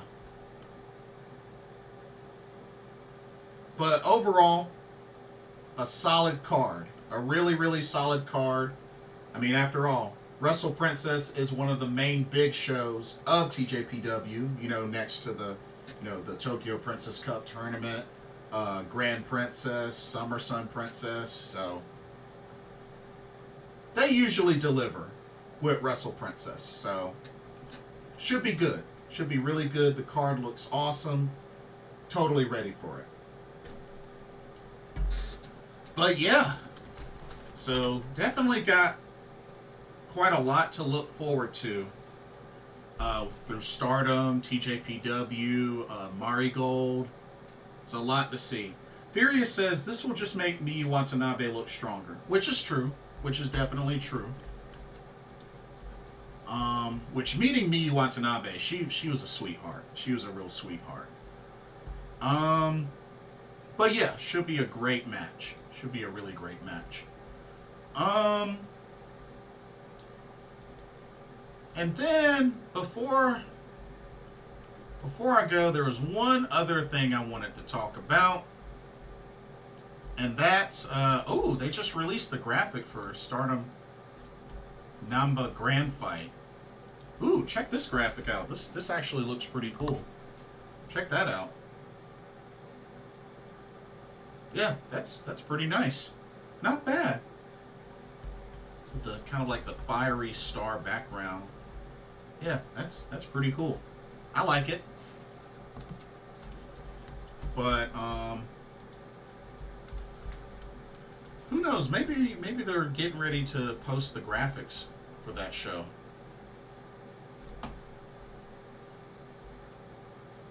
But yeah, should be good.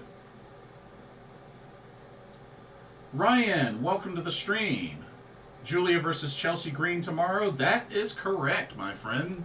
Julia's in-ring NXT debut. Should be good. Should be really good.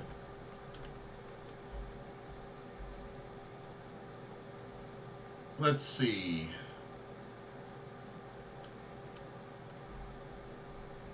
So, another thing I wanted to mention, just a little bit of an update on my pro wrestling shows in Japan wish list. Made some updates here. Let me see. Here, I'll open up my wish list. Furious says, when I met Rika Tatsumi, Miyu Watanabe was in the background laughing as I was being a total fanboy. I want to meet her too. Yeah, absolutely. You should absolutely meet her. As a matter of fact, let me pull up who's making the trip. Let me pull that up, because just to get a recap of who all is making the trip, because it's supposed to be like 14 TJPW stars making the Seattle trip for those shows. Let me find it right quick. Because when I last saw, it was a pretty good lineup.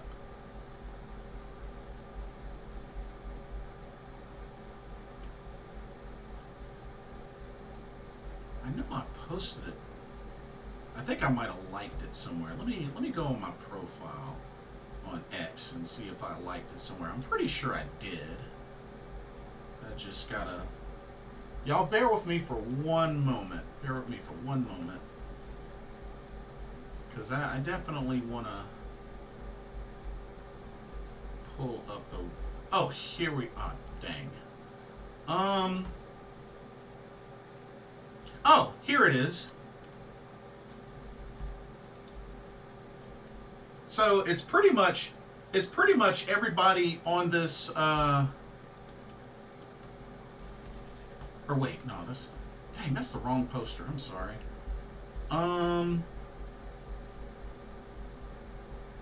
Sorry about that. I had the wrong poster.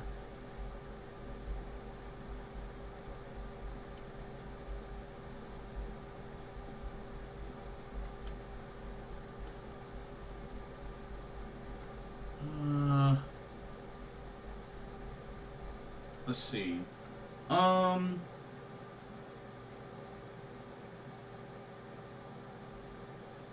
Xia Li should beat Miyu day one. I don't know about that. I don't know about that. No, I don't know about that. RIP my wallet come November. Yeah, I feel you on that. I totally feel you on that. Ah, found it. Found it. Ryan says, how mad were you when Tam beat Tora for the red belt? I mean, as far as mad, I mean, it was a ridiculous outcome, but it was kind of funny because that gave Tora the shortest reign. But honestly, it wasn't that surprising.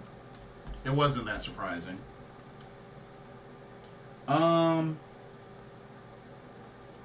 Yeah, Misfit, I'm still live, as you can see. Oh, wait a minute. New Blood 14 will not be on YouTube. It'll air on Stardom World. Oh! Oh, wow. That's a bummer. So it's not going to be on YouTube for free. Oh man, that sucks. I mean, I have Stardom World, so it doesn't bother me, but oh man, that sucks. Well, guess you gotta have Stardom World to watch it. Dang, that's a bummer. I ranted on my show about Tam winning the title. Oh yeah. Yeah. I know a lot of Tam fans were happy though. But anyway, check this graphic out.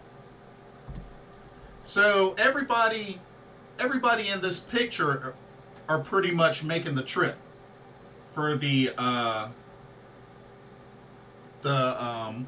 Seattle shows. So you got Miyu Watanabe,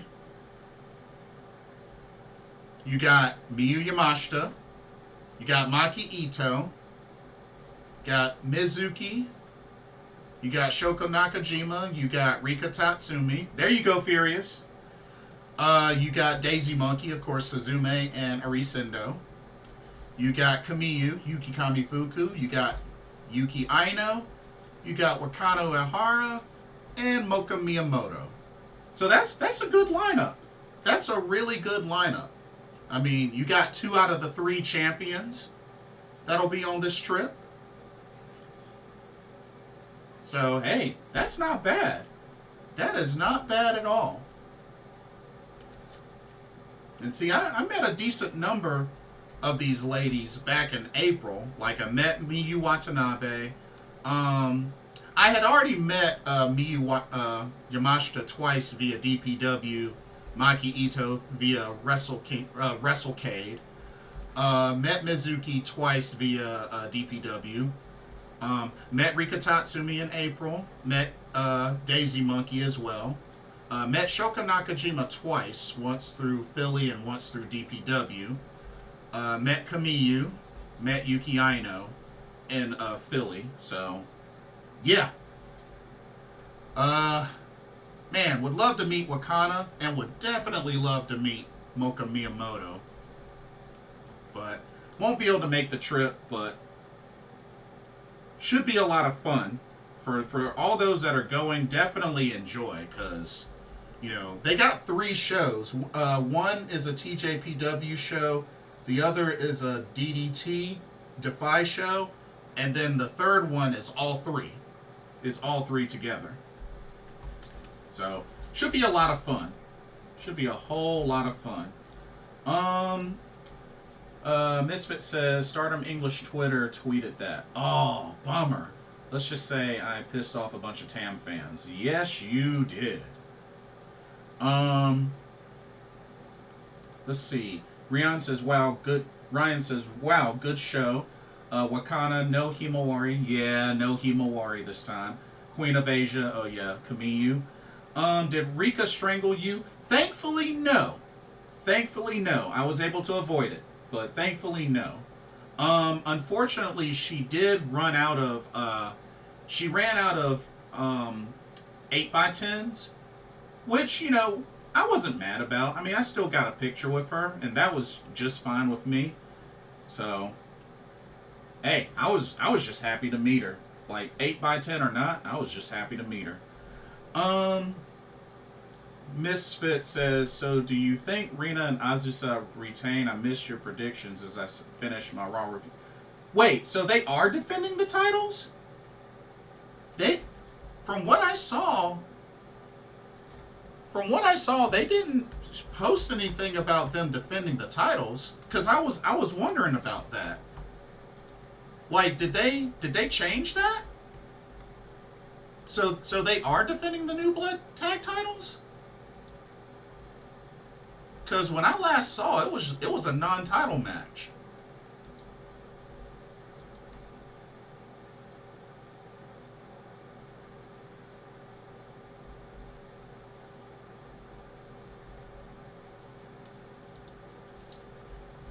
But yeah, according to this, it's a non-title match. So yeah, but I mean they have time to change that between now and Friday. So I mean they could change that. They could change that. I was hoping they would. But yeah, it's kind of weird. Rika is very sweet. Yes, she is, and she's funny too. From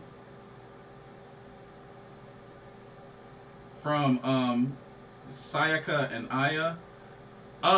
No, so actually it's Aya and Yuna Mizumori. Yes, Aya and Yuna Mizumori. Which is kind of interesting. You would think Aya and Sayaka Kurara would have the title shot, but nah, it's Aya and Yuna Mizumori apparently.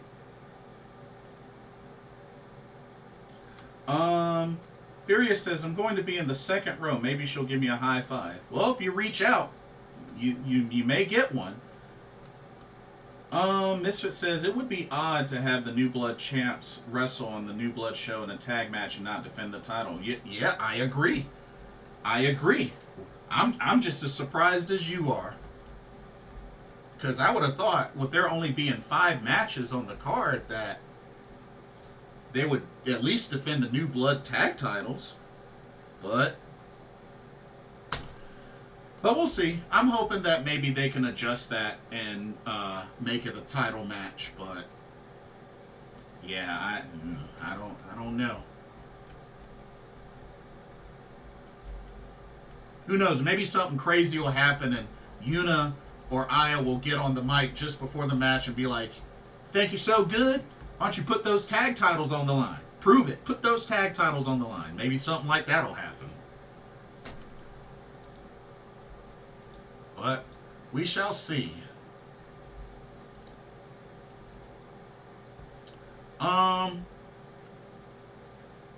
Let's see.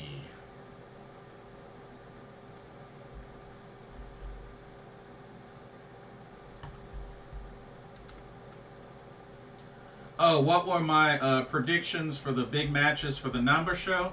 Yeah, I'll run them. I'll run them down right quick. So they were. Let's see.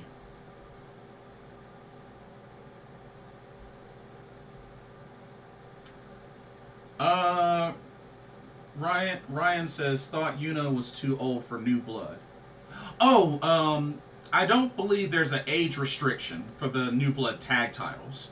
Yeah, I don't think there's a restriction on that.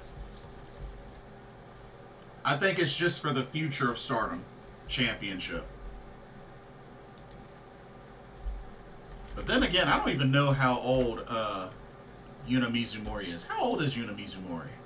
Oh, she's 35. Oh, dang. I didn't think she was that old, to be honest with you. But yeah, I think the New Blood tag titles, I don't think there's an age restriction for that. I think it's just for the Future of Stardom Championship. I'm not putting any stock in Hazuki winning the title. It hurts me to say that Suzu versus Tomoka is going to rule. Okay, so a quick rundown for you, Misfit. Zaina versus Rian, going with Zaina. Mina Shirakawa versus Sayaka Matani. I think it could go either way, but I got a feeling perhaps Sayaka Matani, but I think it could go either way.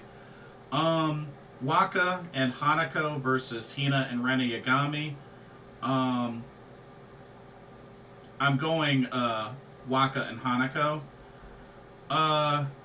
Cosmic Angels, which was Sari Ano, Yuna Mizumori, Aya Sakura, Sayaka Kurara, versus Hate plus Azusa, which Hate is Natsuko Tora, Rina, Ruaka, and Azusa. I'm going Hate plus Azusa to win that match. Starlight Kid, Mei, Sarah, and Kohaku versus Stars Koguma, Saya, Iida, and Momokogo. I'm going Starlight Kid, Mei, and Kohaku. God's Eye versus Hate, which God's Eye is Shuri, Saki Kashima, Lady C. Hate is Momo Watanabe, Konami, Tekla. I'm going Hate for the win. Suzuki versus Tomoka Inaba. I enjoyed their match back at that JTO anniversary show, which I think was for Jun Kazai, which Tomoka Inaba won that, so I'm picking Suzu to get revenge, so I'm going Suzu Suzuki. Eye Contact versus O2 Line. I'm going Eye Contact. For Wonder of Stardom Championship, I'm going Poi over Hazuki. For World of Stardom Championship, honestly, I don't think either outcome is great, but I got a feeling that Tam Nakano's gonna win. But I'll be rooting for Maika, but I got a feeling that Tam Nakano's gonna win. So those are my predictions.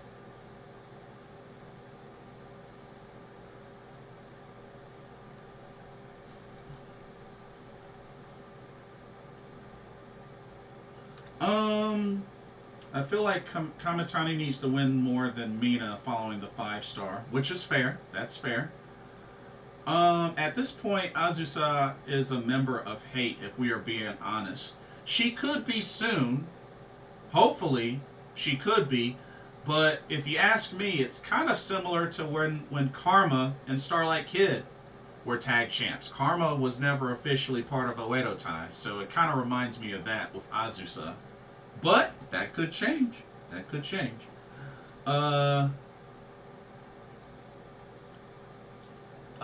Misfit says, I picked God's Eye to beat Hate to set up a rematch with Shuri and Konami.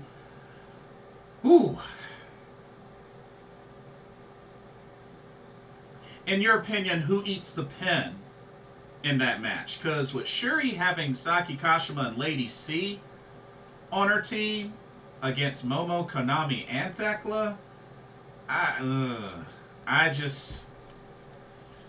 don't know about that one. But in your opinion, who do you see getting the pin? Like, who do you see eating the pin?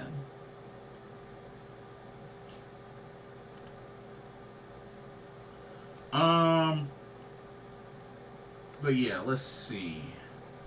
Let me share, and while I'm at it, let me share my wish list again. Let me zoom in a little bit more first. Yeah, let me zoom in so that everybody can see it.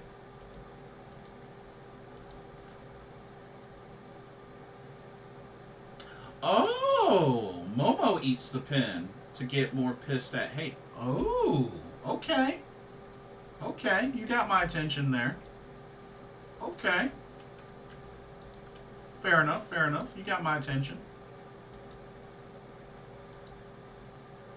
Okay. Okay, I think this should be big enough. Alright, check this out. Okay, made some updates to my Japan Pro Wrestling Show wish list. So,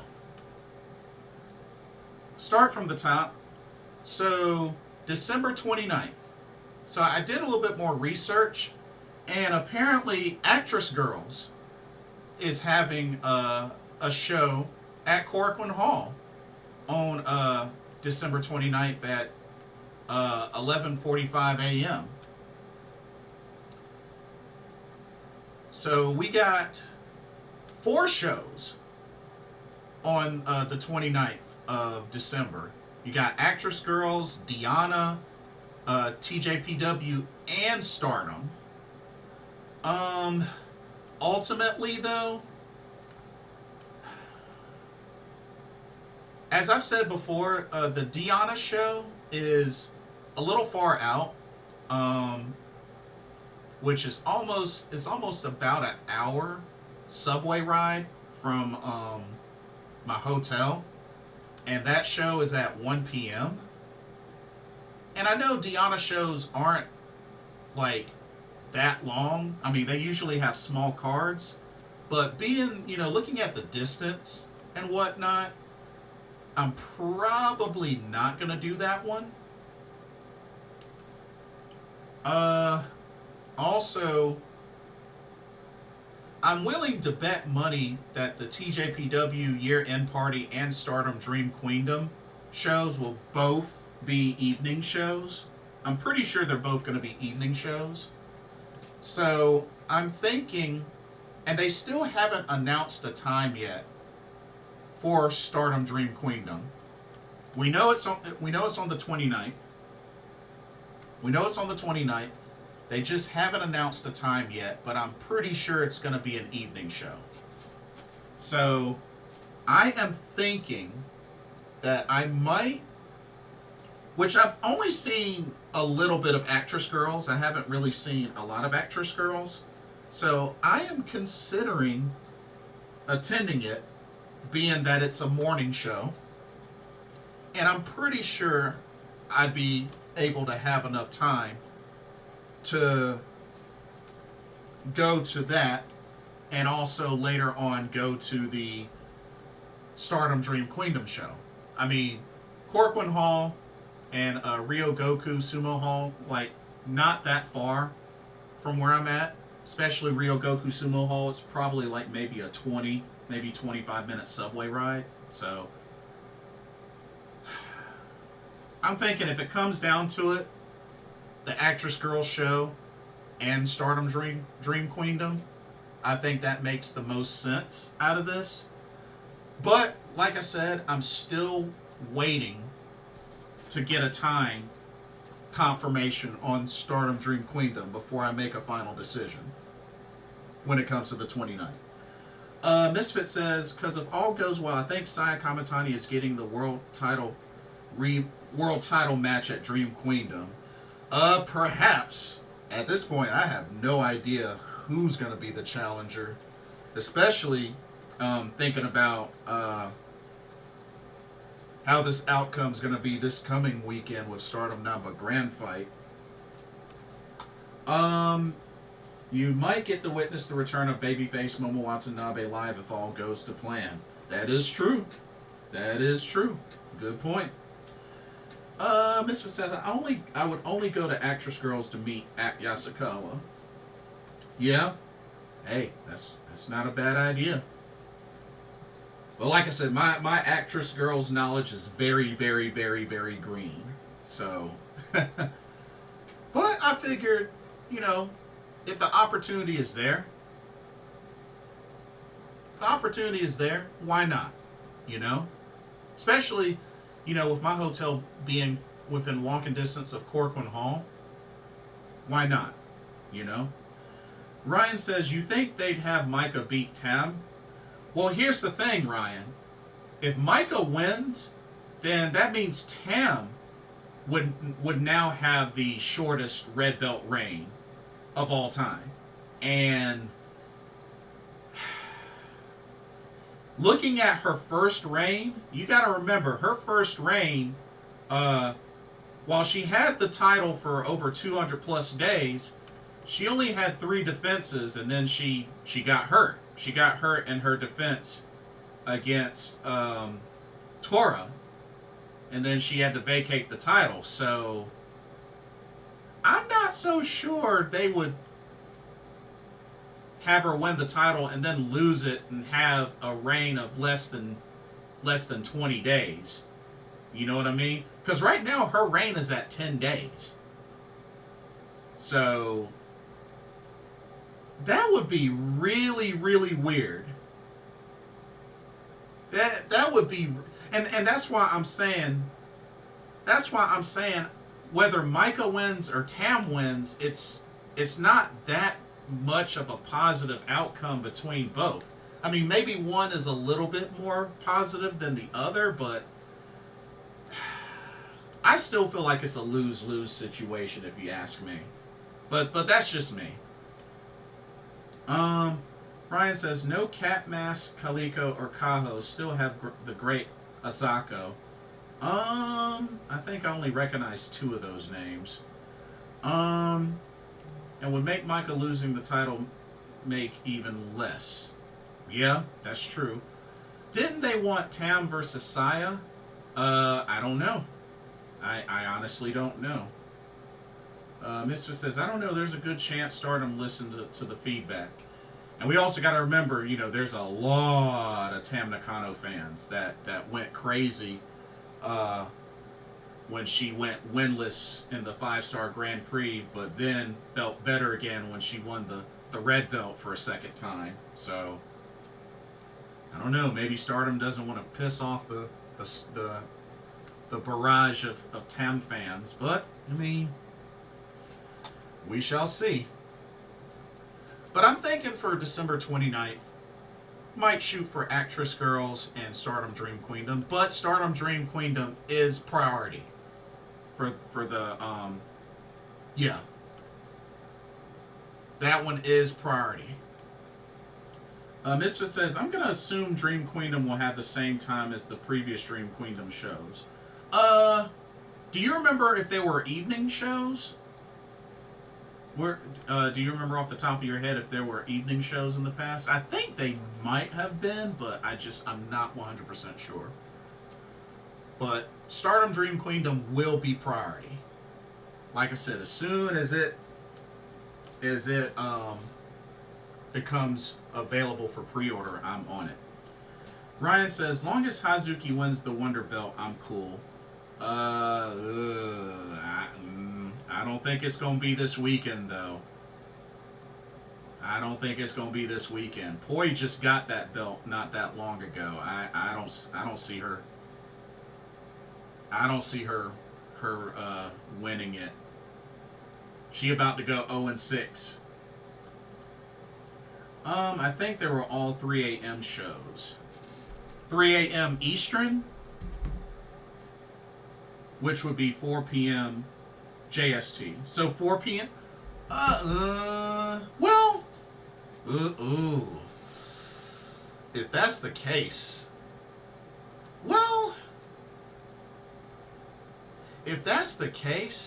if it does end up being like at 4 p.m., I mean, I don't know how long an Actress Girl show is, but I don't think it would last that long.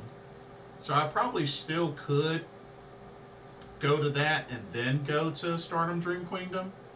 So, yeah, that should still be possible. I would think that would be possible. But gotta wait until they get an official time. Okay, and then for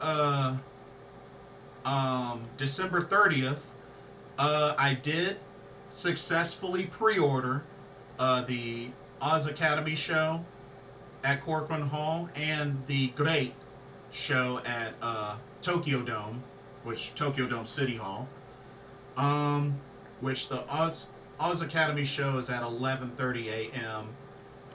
The Great show is at 6 p.m. So works out perfectly. Should give me plenty of time to go to both. But yeah, was able to pre-order tickets for both. Should be front row for both. So, I've never seen an Oz Academy show, but I've heard a lot of great things about them. So, that will be my first Oz Academy show. I've seen Great a couple of times on YouTube.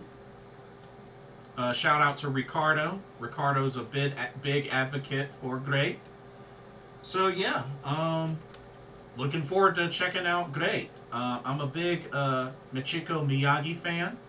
I actually got a shout out from her before in her Instagram lives. So I would love to meet Michiko.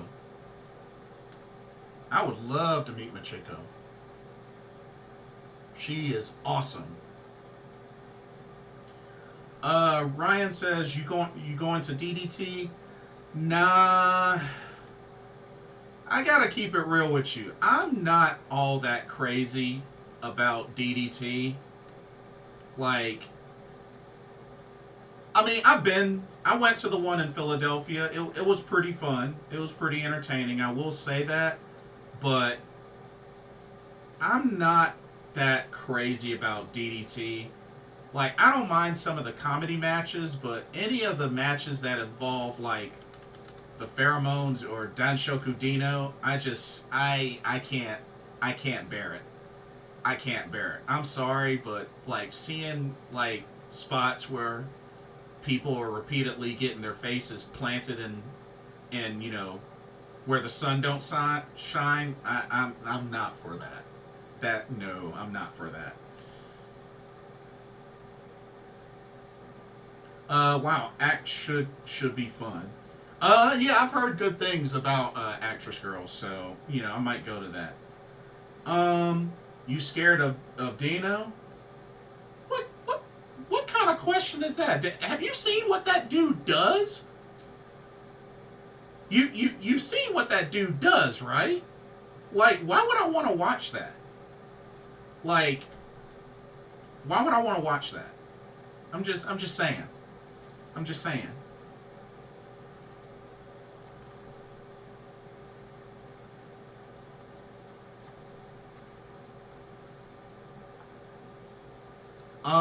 Let's see. Where was I? So yeah, Oz Academy and Great. Pre-ordered tickets for those. New Year's Eve. Ice Ribbon has their Ribbon Mania 2024 show, which will be at Korakuen Hall. I'm awaiting patiently for them to open up for pre-orders for that show, but also got word from Yappy on Twitter that she, when the time comes, will open up for folks to reach out and DM her for tickets, which apparently sometimes Ice Ribbon wrestlers will open up their DMs to pre-order Ice Ribbon tickets for fans that are interested. So I might do that, but only if if the Ice Ribbon Mania show appears on BuySumoTickets.com, then I'm a pre-order through that, just like I did with these others. so that's what I'm keeping an eye out for. But I definitely want to attend that Ice Ribbon Mania show. That's a top priority one, and that's a 11:30 a.m. show. Ooh, that's a morning show. So yeah. Misfit says Starlight Kid approves that her and Azumi are young goats. Who knows? They might be teaming up for the Goddess of Stardom Tag League. You never know. I think that's very possible. You might witness the last Stardom show for Miyu Iwatani at Dream Queendom. Perhaps. Maybe that's when her contract runs. I mean, that's possible. But hopefully she gets her 1,000 matches in before that. Which I think that could happen. I think that could happen. Ryan says Gochika and Koki will be worth the ticket alone. Oh yeah, Twin Tower, Marigold. Yeah, Koki, she finally got a victory in the tournament. Unfortunately, Gochika is 0-3 in the Dreamstar Grand Prix, so she's not looking too hot right now. But I do see Gochika and Koki, Amare, Twin Tower, I do see them as future Marigold Twin Star Tag Champions at some point. Okay, New Year's Day. Noah the New Year 2025 at Nippon Budokan. We'll be looking out for pre-orders for that. Hotels is within walking distance of that venue. And I'm really hoping that'll be a much, much better show, because the N1 Victory 2024 final show was very, very meh and bland. Especially with the title changes that happened in that show. But I think Noah the New Year, I think hopefully it'll be a great show. But yeah, I'm gonna definitely try to go to that one, which that's the only show that I see for New Year's Day. So that'll be priority. Misfit says, if Azumi, Starlight Kid aren't a team in the tag league, because if they aren't, I might strangle Okada. Hey, don't be too mean on him. Me and Okada, we're cool. I took a picture with President Okada. Me and him are cool. Don't hurt him. But yeah, Misfit, I was saying earlier, for this year's Goddess of Stardom Tag League, I would love to see them really go in. I mean, I want to see Starlight Kid Azumi. I want to see Fukuoka Double Crazy. I want to see Karate Brave. I would love to see Eye Contact. I would love to see Aya Sakura, Sayaka Kurara. So yeah, I hope they really go in with the tag teams. I really do. I hope they go in with a variety of tag teams. Ryan says, you're going to see Zack Sabre Jr. win the title at Wrestle Kingdom. Oh, I don't know if you know, Ryan, but he's getting his title shot at King of Pro Wrestling. That's where he's getting his title shot. He's not getting the title shot at Wrestle Kingdom. He's getting it at King of Pro Wrestling at Ryogoku. But there's a chance that he'll walk into Wrestle Kingdom as the champion and defend the title there. So, just a heads up. Oh, and Crazy Star. I knew I was missing one. Crazy Star. You gotta have Crazy Star. They were finalists in last year's tournament. You gotta have Crazy Star. Azumi, Starlight Kid feel like the perfect winners. They have a great chance at winning. They have a great chance at winning. And like I said, there will be a great lineup of teams. Because like I said, you got to put Fukuoka Double Crazy back in there. They didn't really have a great shot due to the Koguma injury last year. So I think you definitely got to put them in the tournament.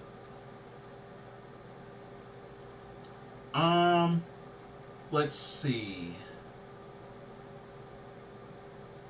Now, the January 3rd shows. So I got down on here, both the Marigold First Dream and Stardom New Year Dream shows will be on January 3rd. Marigold at Ota Ward City General Gymnasium. Stardom at Tokyo Garden Theater, Ariake. They haven't posted the times for those, but I'm pretty sure, I'm willing to bet money both of those shows are probably going to happen at the same time. Or like very, very close to the same time. So, if I have to pick one, the Marigold show gets priority. Only because I have been to a Stardom show. I've been to the American Dream show in Philly. So technically I have officially been to a Stardom show. So Marigold will get first priority. Although they did announce that they will be doing a show in the States in April next year, WrestleMania weekend. So looking forward to that. I'm going to try to go to Vegas for that show. Misfit says, Rina and Asusa need a name. I love their pairing. They feel like BFFs. It's a pairing that's been working really well for them. After all, they are the New Blood Tag Team Champs. And they'll probably have the titles for a decent while. But yeah, between these two shows, Marigold will get top priority. Okay, so we got two shows on January 4th. So we got the TJPW Tokyo Joshi Pro Wrestling 25 show, which is the first show of the year for TJPW. It's a 11 a.m. show, which I did successfully pre-order. And then there's Wrestle Kingdom 19 at the Tokyo Dome, which I have pre-ordered and paid for. So I have secured that. The interesting thing is the doors for that show open at 2:45 p.m. and the bell time is at 5 p.m. So it does kind of make me wonder Like, are they opening the doors that early because, I mean, are they like doing meet and greets? Because it makes me wonder why they're starting, why the bell time is so much later after the doors open. You know what I mean? Because I'm thinking I'll be at the TJPW show. That's at 11. You know, I doubt that. I'm pretty sure that show's going to last for at least 3 hours. I would think for, you know, at least 3 hours. I mean, thankfully, I wouldn't lose my seat at the Wrestle Kingdom show because, I mean, at least I've already paid for a royal seat. So at least I would have a seat between rows 3 and 6. So at least there's that.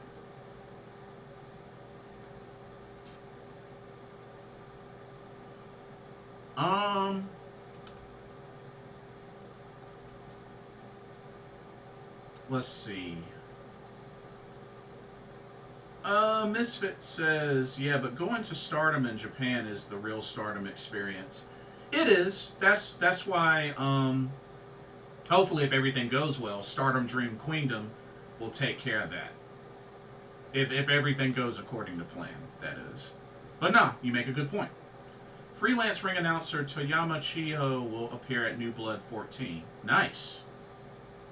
Very nice. Ryan says, I'm so jelly you're going to see Raku and the Up Up girls. Yeah, met her before. She's pretty cool.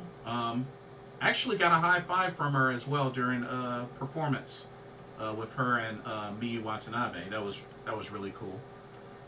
But yeah, I'm guessing the Wrestle Kingdom show is opening doors that early, maybe for meet and greets? I don't know.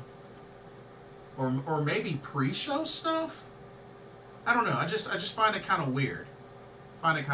But either way, I mean, even if I show up late to the Wrestle Kingdom show, I mean, Korakuen Hall and Tokyo Dome are like a couple of minutes walking distance between the two. So it's not like I would miss much if I stayed for the whole TJPW show and then went to Wrestle Kingdom. I don't think I'd miss anything. But yeah, got tickets pre-ordered for the TJPW show and tickets paid for, secured for Wrestle Kingdom 19. Looking forward to that. And finally, on January 5th, got tickets secured for Wrestle Dynasty as well, which Wrestle Dynasty is a big collab show that's going to feature, let's see if I can remember this. It's supposed to feature New Japan Pro Wrestling, AEW, ROH, and Stardom. Am I missing anything? I think those are the 4 promotions that are featured at the Wrestle Dynasty. Yeah, I think it's New Japan Pro Wrestling, ROH, AEW, and Stardom. So, should be good. Should be really good. And that's a 1 p.m. show. That's an afternoon show. So, yeah, that should be fun. Also at the Tokyo Dome. So, overall, if everything goes well, I'll pretty much be attending 1, 2, 3, 4, 5, 6, 7, 8, 9, potentially 10 shows. Potentially. Misfit says, CMLL as well? Oh, nice. CMLL as well. Good. Hey, the more the merrier. But, so, potentially 10 shows, but I think I will at least be able to land 6. If not 10, at least 6. And like I said, on the 29th of December, potentially 2 shows. On December 30th, 2 shows, since I've already pre-ordered both. On the 31st, 1 show. On the 1st, 1 show. On the 3rd, potentially, well, it's looking more like 1 show. On the 4th, 2 shows. And on the 5th, 1 show. So, that's what it's looking like so far. And I'm still hoping that perhaps Pro Wrestling Wave will do an end of the year show. They haven't seen one on their schedule, but I'm hoping that Pro Wrestling Wave will do a show at the end of the year, because I would love to go to a Pro Wrestling Wave show. Totally would be all over that. But overall, I think I got plenty to shoot for on this list, and I think overall, no matter which ones I end up securing, I think it's going to be fun. I think it's going to be a lot of fun. So, should be great. And like I said, I'll keep this updated as time passes, and I'll probably give another update maybe later on. But yeah, this should be good. Should be really good. Misfit says CMLL was the other promotion you were missing. Yeah, thank you for confirmation. I'm curious on what the card of Historic Crossover 2 will look like. Oh yeah, we got that to look forward to in November. That should be really good. As they won't have Utami, Julia, Okada, Ospreay, or Jay White. I think they can put up a good card for that though. I think they can put up a solid card for that. A unique card. I think it'll be a unique card. And then, you know, of course, for next year, like I said, when it comes to WrestleMania weekend, so far we know Marigold will be doing a show, and we know TJPW will be doing a show. Rumors and signs are pointing towards Stardom also doing another WrestleMania weekend show, so it wouldn't surprise me. It wouldn't surprise me at all. But yeah, should be good, and you know, I'm looking forward to it. But like, there's a lot to look forward to. I'm excited for this Japan trip. Still got a lot to prepare for, but hey, flight and hotel secured, a couple of shows secured, so hey, should be awesome. Should be awesome.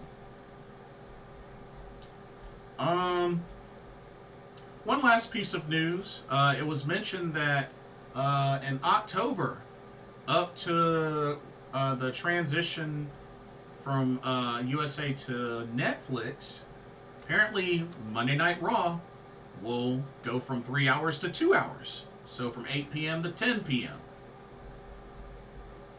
Interesting change there, but we'll see how that goes. See how that goes. Misfit says, I wonder how many Stardom talents attend NXT Stand and Deliver if Julia defends the NXT title. That's a good point. That is a good point.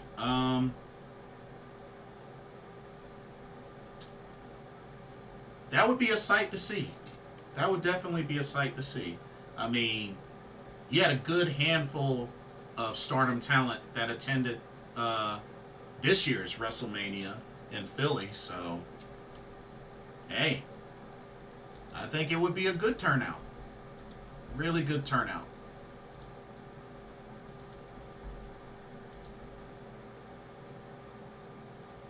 I hope Shuri comes back. I would love to meet Shuri again. Shuri's my fave.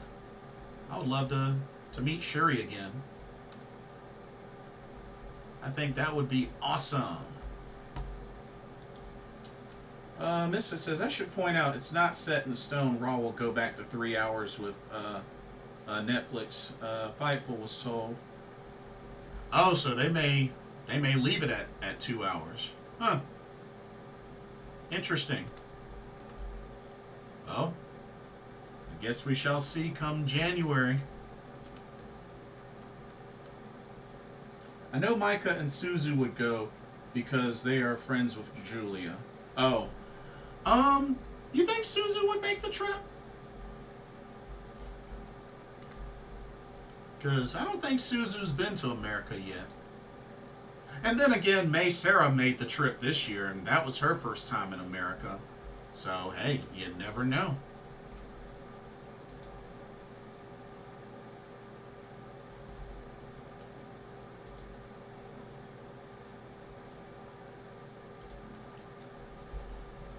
You never know.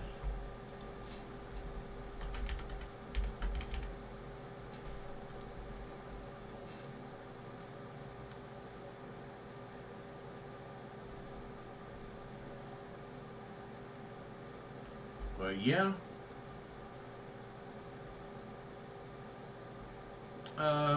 Misfit says, you'll get to meet Suzu when you go to Japan. I would love to meet Suzu, but I'm also afraid to meet Suzu because that woman is crazy. That woman is crazy. Although she's with Neo Genesis now, she seems to be a lot more fun to be around. You know, doing a little Tanahashi air guitar. But yeah, it's been quite interesting with her. Suzu won the 5-star Grand Prix. Then she got thick, and then she joined Neo Genesis. Quite an interesting turn of events for Suzu. Still awesome in the ring, still very agile, still a beast. But yeah, you know, just she got a little thick, and she's part of Neo Genesis now. And maybe Momo Watanabe. I would love to meet her. I missed my chance in Philly, so it would be cool to meet her. Ryan says Hanako came back hot. Yeah, I like her new look. I think she looks fantastic. She looks amazing. I definitely love her new look. I think it suits her well. And hey, get ready for a big surge for Hanako. I see it. I think it's in the future for her. Suzu might have had other commitments, which is very possible. Very possible. But hey, I would not be against Suzu making the trip to US. I think she'd have fun. I think she would like it.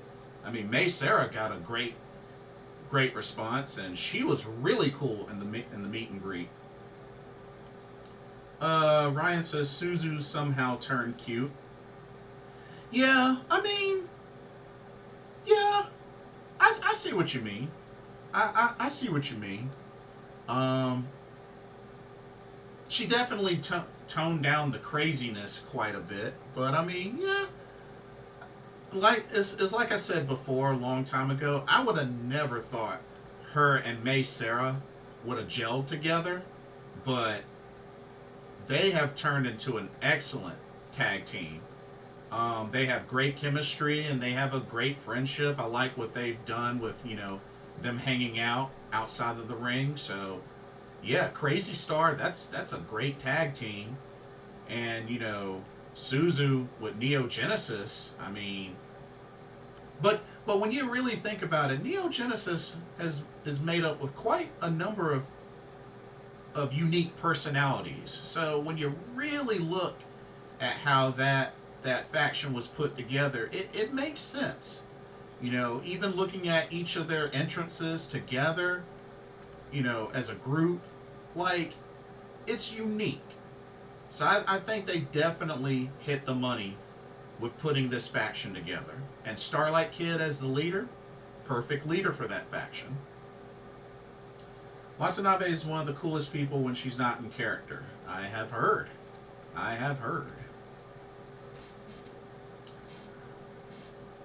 May Sarah is must see.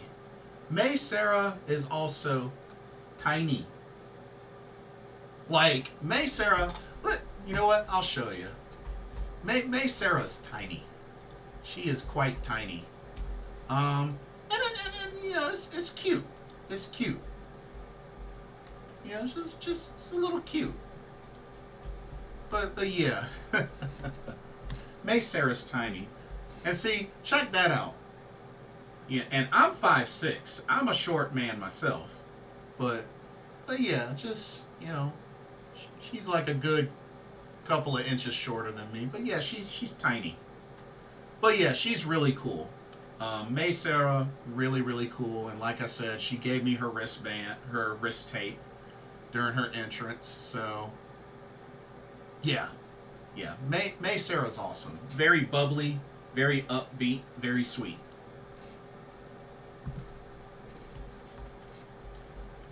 It's funny because, you know, I've watched her even ever since she was Mei Hoshizuki with Marvelous.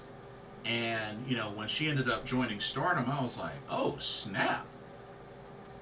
They better put that high-speed title on her. And sure enough, they put that title on her not once but twice. May is 4'11". Yeah, makes sense. So, dang, pretty much same height as Saya Iida.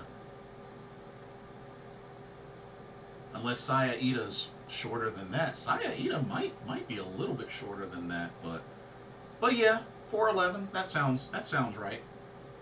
Yep, that sounds right. But yeah, she's tiny. But yeah, May Sarah, she's cute. She's cute. But yeah, really cool during the meet and greet. It looked like everybody enjoyed meeting May Sarah, and you know, it was good that not only did she get to compete in Stardom, but she got to compete in ROH as well. So, you know, got a little bit extra money in her pocket. Natsuko Tora looks scary, but one of the nicest people. Oh yeah? Hey, that's cool. Saya Iida's 4 feet 9. Oh, she's 4'9". Oh, so she is shorter. Jeez. Dang. So she is shorter.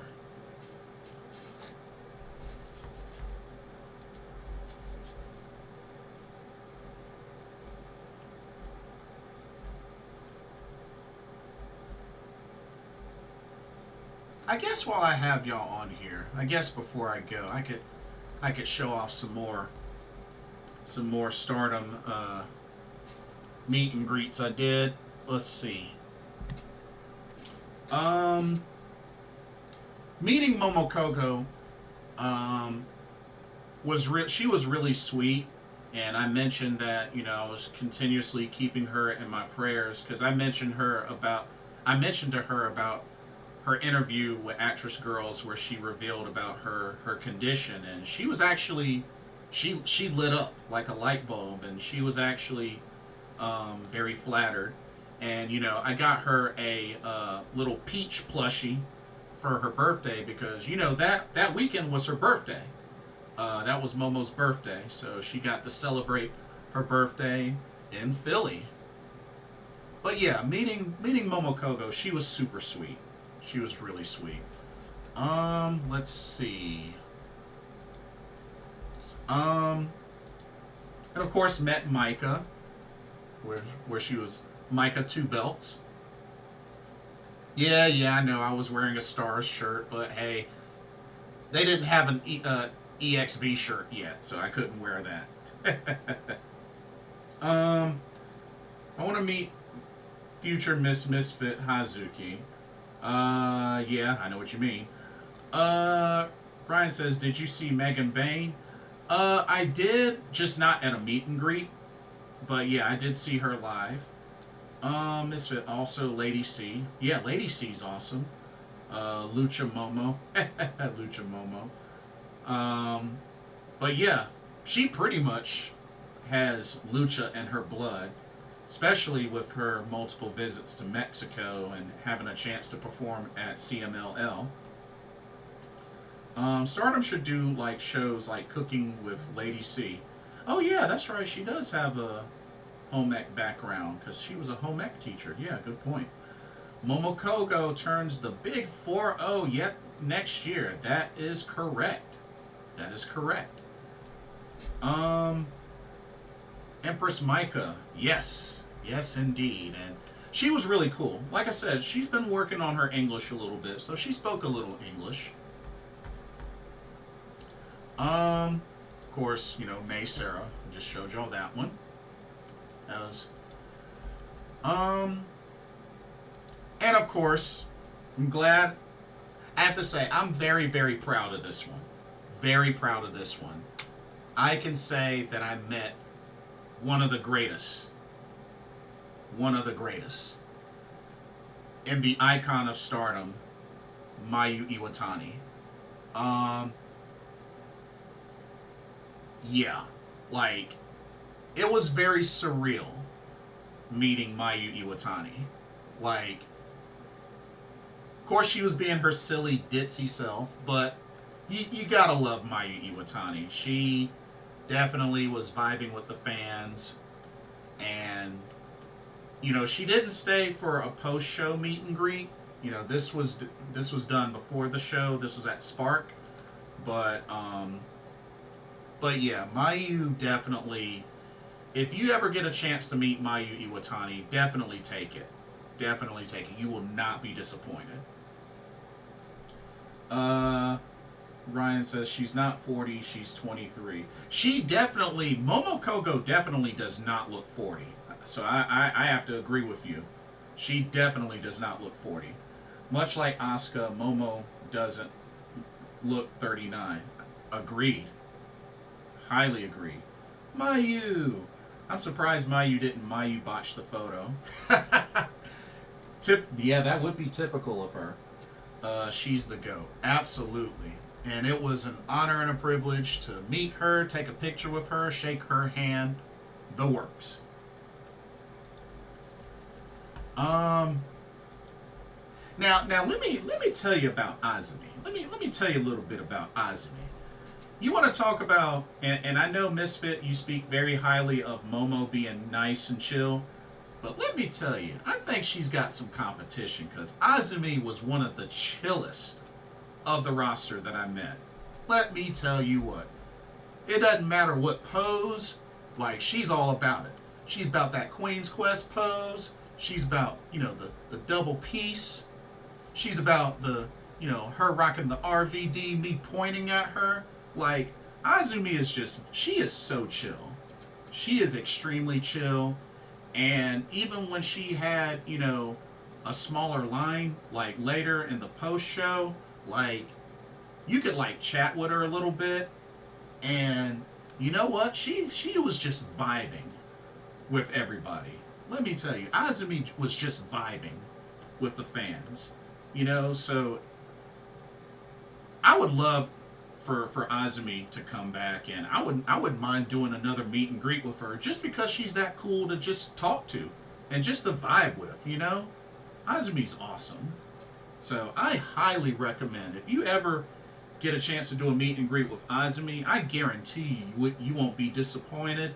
Whatever pose you want to do, she's down for it. Like, she just knows how to vibe with the fans. And I say that confidently. It's them Joshi genetics. Yeah, you ain't lying there. Zumi, yes, young goat Azumi. Oh, I know how chill Azumi is. Oh, see, Misfit can relate. Misfit can relate. But yeah, like, Azumi, she's amazing. She is amazing. Just, she knows how to vibe with any fan. Starlight Kid.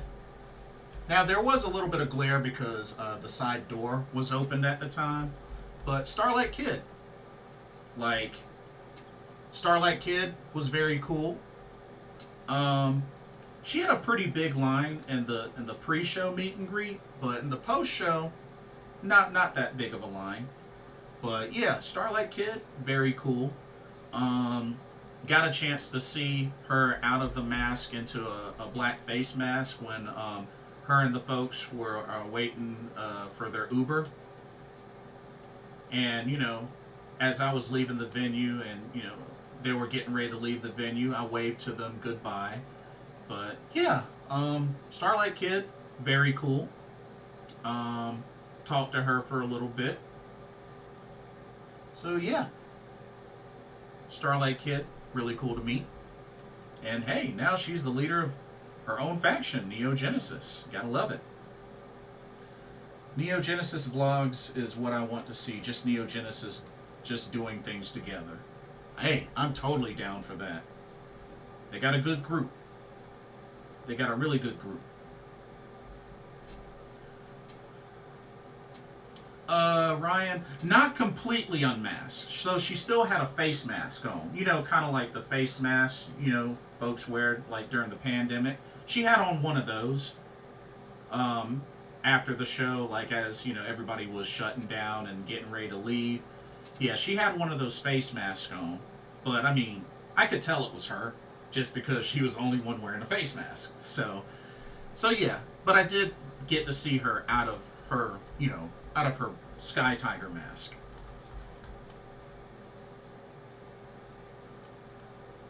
And I'm pretty sure, I know we haven't seen it, but I'm pretty sure we all have some sort of idea of what her face looks like by now. I would think.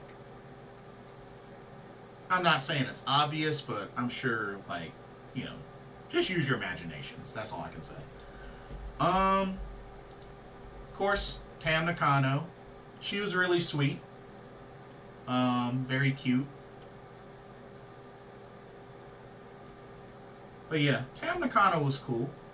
Of course, you know, had my Cosmic Angels shirt on. I swapped out shirts multiple times during that meet and greet. Let me tell you, I was just like, yeah. Yeah, Kiddo is known to wear the face mask in public when she's not wearing the mask. Yes, indeed. But yeah, Tam Nakano, cutest of the cosmos, and she is quite cute.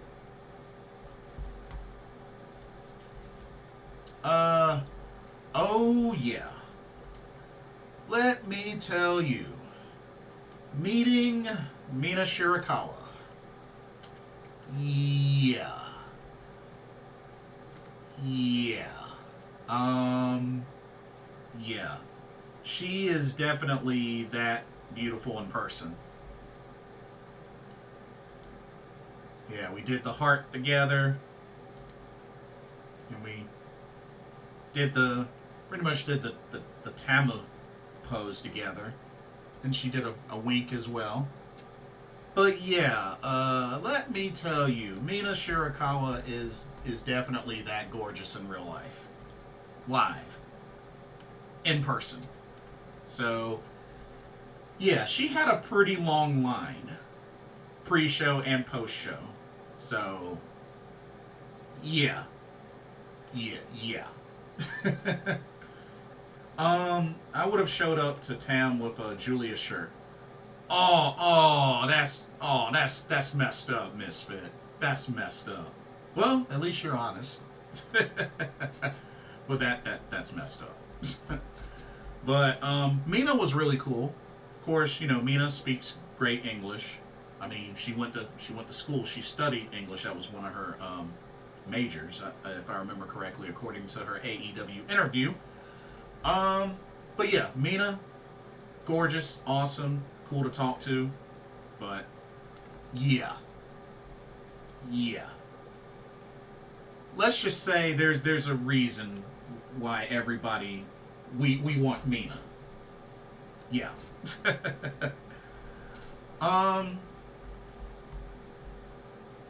Even though at the time she wasn't signed to Stardom, Konami was really cool. She did a couple of meet and greets. She did a meet and greet at Spark and at WrestleCon.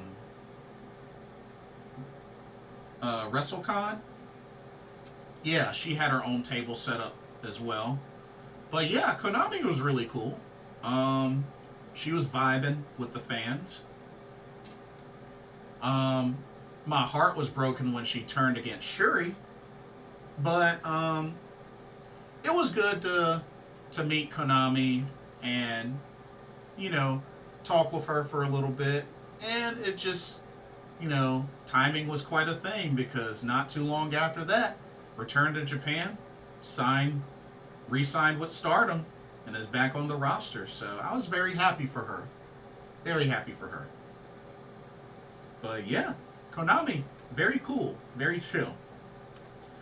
Misfit says, geez, I wonder why Mina had a pretty long line. Yeah. Fury says, I'm so happy for you. I want to meet so many wrestlers. Oh, you will. Oh, you most definitely will. I have no doubt. I just got to get to Seattle. Oh, you'll get there. You'll get there safe and you'll have a blast. Praying Kingdom finances for you, too. Ryan says, Konami? Boo. Yeah, I mean, she's still cool, but yeah, I was heartbroken when she turned on Shuri. Konami is chill, too. Very. Mina's got hips. Yes, she does. Misfit says, I've chatted with Konami on, like, Twitter and IG. She was cool with me. Yeah, Konami definitely... Yeah, she's awesome. She's very awesome.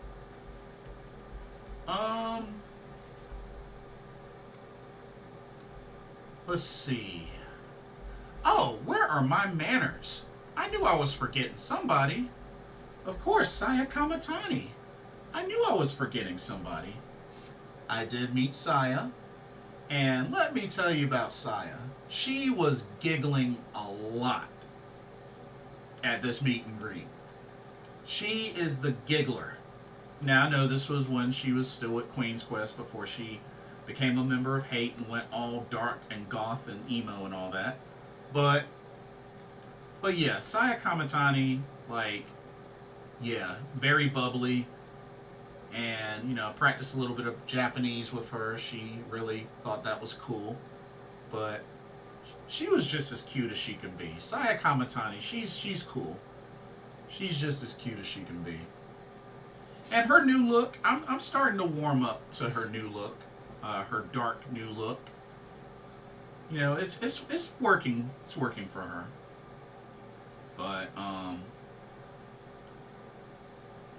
yeah. I mean, I made her laugh one time. Oh, you made Konami laugh? Oh, that's what's up. Brian says she knew she was going hated. Yeah. And it's interesting with everything that she went through, like, you know, with the fan harassment and just, you know, Queen's Quest ending. Yeah. It was quite a build-up. And before she became an evil jeez. But yeah. I mean, that happened. That definitely happened. But yeah, she was really cool. Sweet and bubbly.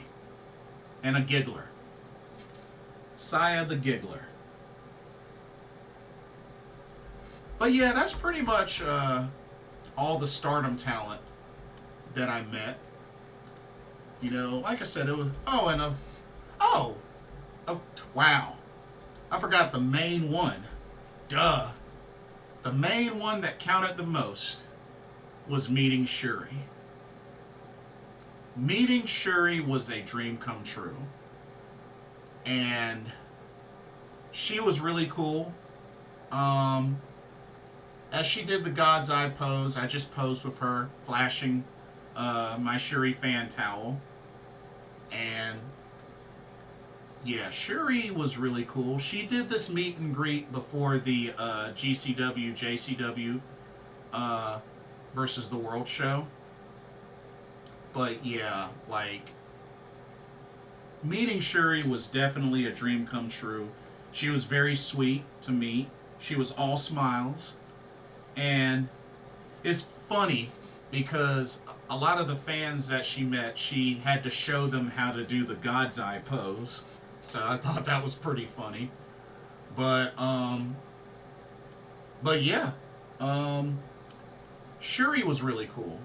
And I was happy that they did a special meet and greet, courtesy through GCW. They did a special meet and greet because I missed the Stardom one because of the TJPW show that I went to. So when they announced that they were doing a special Shuri meet and greet, I was like, yes. So I took advantage of that, and she was just really awesome. Really, really awesome. And the cool thing about that that wasn't the only time I interacted with her, but I also interacted with Shuri during the show as well, which, let me see. I think I have that on my Facebook, but yeah, like, she interacted with me during both shows as well. Of course, I was rocking my fan towel, but yeah, she is just as sweet as she can be. I see Hyper Misao there. Happy Children. Oh yeah, I can show you that one as well.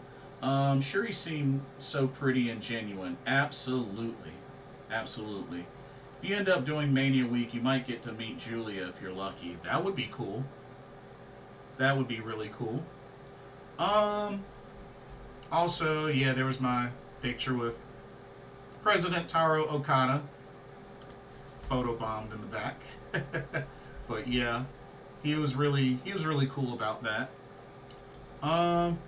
And really shocking, got to meet Daichi Murayama. I was very, very shocked that I got a chance to meet Daichi. He was really cool. He was also helping out, taking pictures and just chilling out. He took pictures with the fans. So yeah, meeting Daichi, that was pretty legendary right there. Ryan, you mentioned Hyper Misao. Here's your Hyper Misao. I know I've told you about meeting Kairi at an NXT show. Yes. Which she was a sweetheart. She made me squeal like a little girl. Yeah. President Okada and Daichi. Yep, sure did. And, well, I guess while I'm on this kick, I might as well show the others. But yeah, Hyper Misao, met her.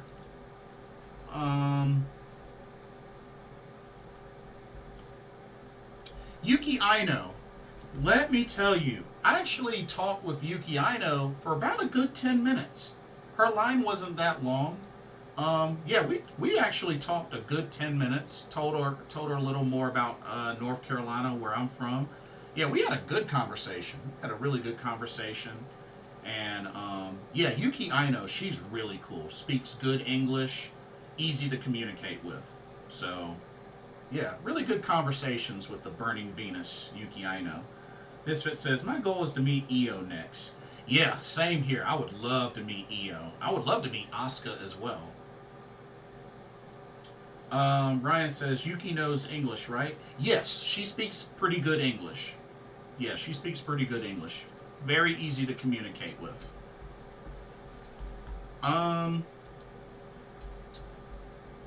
Also, Suzume. Suzume is just as cute as she could be. Like, she had a long line. She had a very long line. There was a lot of people there to meet Suzume, hands down.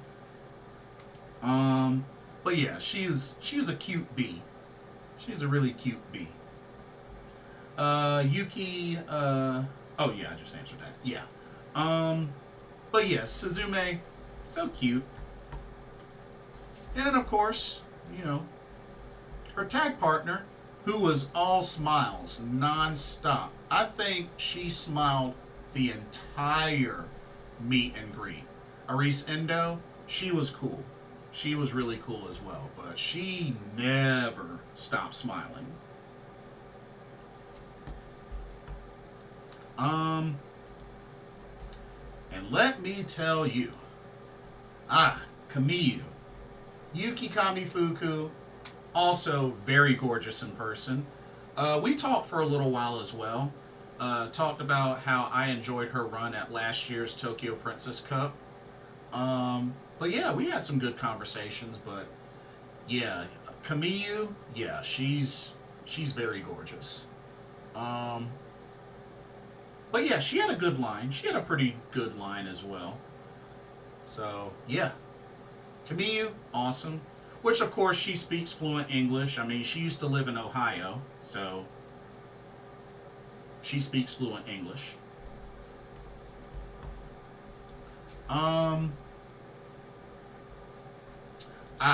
One of my favorite photos. Oh, Palm Harajuku. I think Palm, I want to say, had the longest line of all the TJPW talent.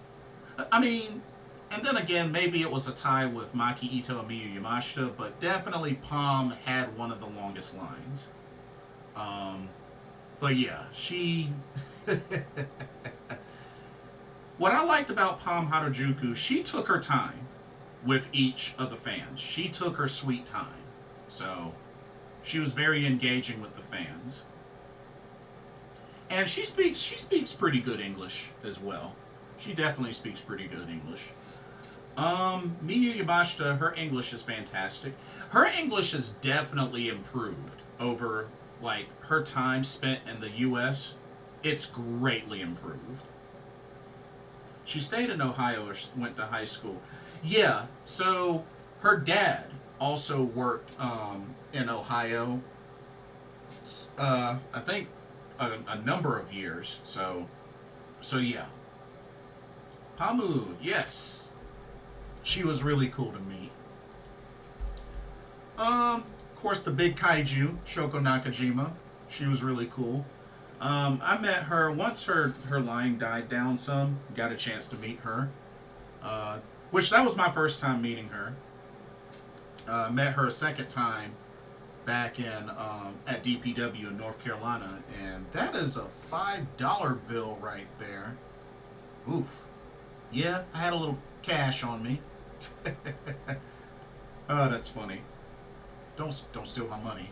Oh my God, my boxers are showing. Oh man, wow. That's sad. Yes, Palm knows yeah, she knows a little bit of English. Yeah, she knows a little bit of English.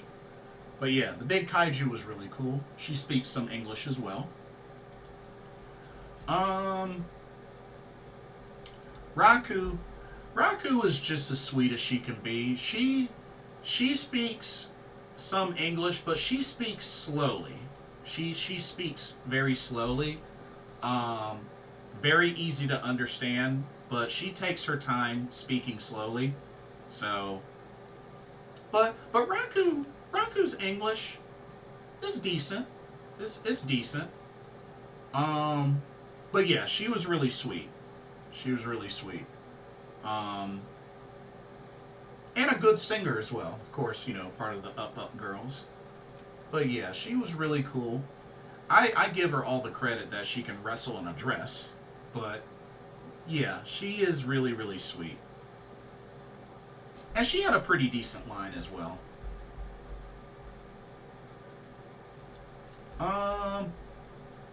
Who else? Oh yeah, of course. The White Dragon, Rika Tatsumi. And which, like I said, she ran out of 8x10s, but still had to get a photo with her. And thank God she did not choke me. She totally didn't choke me. She speaks a little bit of English, but I think for longer phrases, she has to use the Google Translator.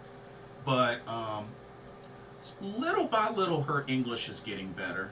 But I can tell, like, with the heavy accent, because she does have a heavy accent, that she's still working on her English. But she speaks it pretty decent. Like, she was easy to understand, but I can definitely tell she struggles with certain words, which is fine, which is totally fine. Misfit says, also, Miyu Yamashita, I was not expecting this adorable voice to come out of this super Yeah. Yeah, good point. Very good point. And Miyu is pretty easy to talk to as well. She's pretty easy to talk to. Ryan says, why didn't Rika strangle you? That's a good question. But for whatever the reason, I'm glad she didn't. That's all I can say. I'm glad she didn't. And then, of course, meeting Miyu Watanabe. Did a heart symbol. Of course, rocking the Princess of Princess Championship. You know, only the second ever Grand Slam champion in TJPW history. But Miyu Watanabe, she was awesome. She was the last person that I met at this meet and greet. So, yeah, she was really cool. Her English is pretty good as well. But yeah, Miyu Watanabe, she was really cool.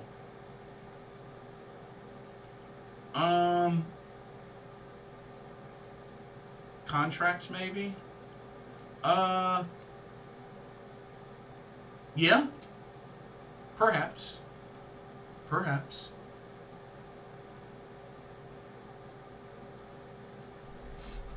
And of course, I was rocking my TJPW shirt through that whole meet and greet.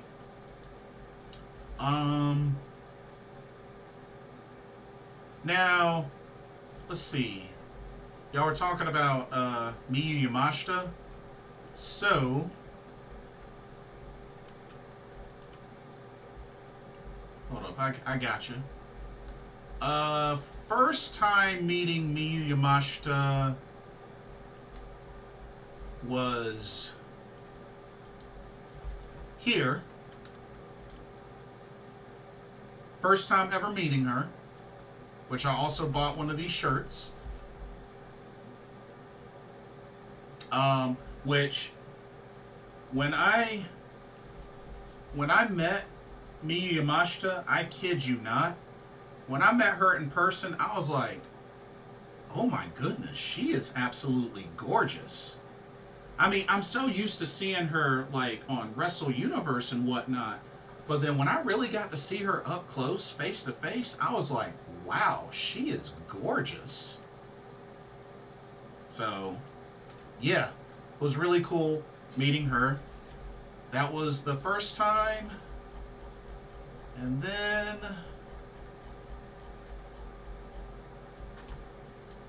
that was the second time. Both times in North Carolina. Well, Jason did walk away with meeting a Watanabe. He didn't leave empty-handed with a Watanabe. Ah, I see what you did there. I see what you did there. Very clever. Ryan says she is pretty. Oh, yo, she's not only pretty, she's gorgeous. I think she's very gorgeous. Which I believe she turns 30 next year. I think Miyu turns the big 3-0 next year. But yeah, she's very gorgeous.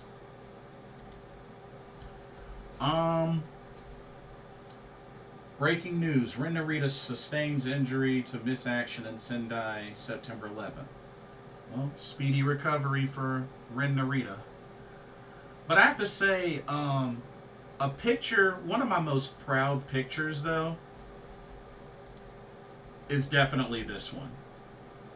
Like, I would have never thought that I would meet the Magical Sugar Rabbits. And even though Yuka Sakazaki was not cleared to wrestle at this show, the fact that she still made the trip, even to meet the fans. She didn't even have to make the trip because she was still recovering from injury. But the fact that she still made the trip says a lot. And of course, as you can see, I made a sign for the Magical Sugar Rabbits. This was the sign. DPW is Majirabi. That was the sign I made. They autographed my sign, as you can see here. Mizuki here, Yuka Sakazaki there.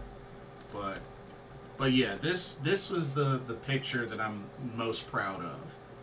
And yeah, I was front row for this show. And they saw my sign, and yeah, it was just really awesome. And that was actually my second time meeting Mizuki. But yeah, I would have never imagined in all my life that I would, as a pro wrestling fan, that I would meet the Magical Sugar Rabbits. And that was totally worth it. Totally worth it. You should have asked for a whirling candy. Wow.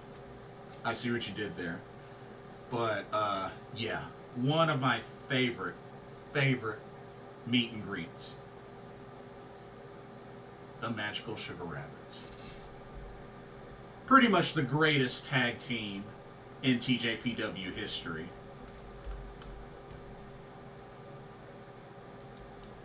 But yeah. And like I said, I've a lot of meet and greets. Oh, you want your Maki Ito? There's your Maki Ito. Yeah, Maki Ito was really cool. This was in North Carolina as well, via WrestleCade. She had a pretty long line, but yeah. Yeah, meeting Maki Ito was really cool. She was sweet. She was really sweet. And of course, rocking my TJPW shirt just for her. But yeah. I've gotten to meet a lot of Joshi stars, more than I thought I would ever meet, to be honest with you. I've been pretty blessed. Been very blessed. Jungle Kiona, still one of my favorites, which I'm still really hoping and praying for a return to the ring for Jungle Kiona. She is such a sweetheart. Never got that singles title run in Stardom, but I really hope she can recover and continue her career. She's not even that old. She's like in her early 30s. So, first time, second time, third time. So I did the hat trick for Jungle Kiona. But I have to say, this was my favorite one. You know, got to meet her while she was still in her gear. But yeah, Jungle Kiona, who speaks pretty good English as well. But yeah, when DPW booked her for 3 shows, I was like, yeah, I'm meeting her all 3. Meeting her all 3. Cutest in the world. Oh yeah, Maki Ito, of course. Yep, Jungle Kiona. Indeed. Of course, met Hiroyo Matsumoto. First ever DPW show I attended. Met Hiroyo Matsumoto. Of course, was rocking a Destroy shirt. But yeah, Hiroyo Matsumoto, she was really cool to meet in person. And the fact that she was even in North Carolina, I'm so blessed that I did not miss out on that opportunity. Because I found out a day before this show that she was in North Carolina. So I legit canceled my plans just to attend this show, just to meet her. Yeah, Jungle tweeted the other day that she misses wrestling. Yeah, I don't blame her. That's cool. Yeah, definitely love this photo. She hasn't been back since then, but I hope she gets booked again, because she was really, really awesome to me. And there was the first time I met Mizuki, when she came to North Carolina, faced Emi Sakura. Which, speaking of Emi Sakura, Emi Sakura, where you at?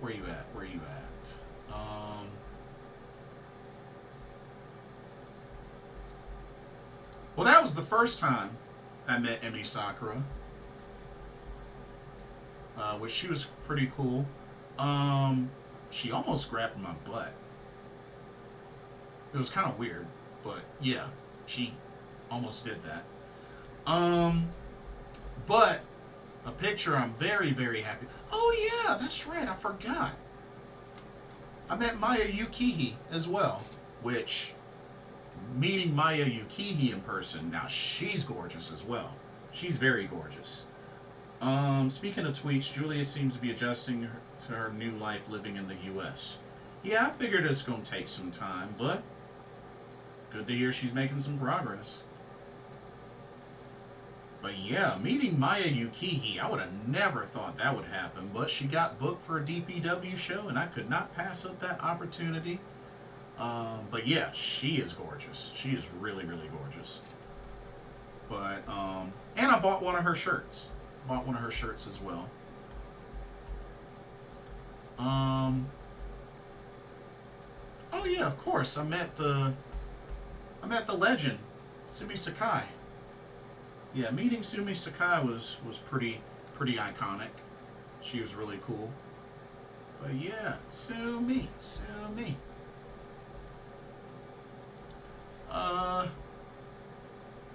Who else did I meet? Oh yes, of course. Met Mei Saruga, the Apple Girl. Misfit says I would have folded in front of Maya Yuki.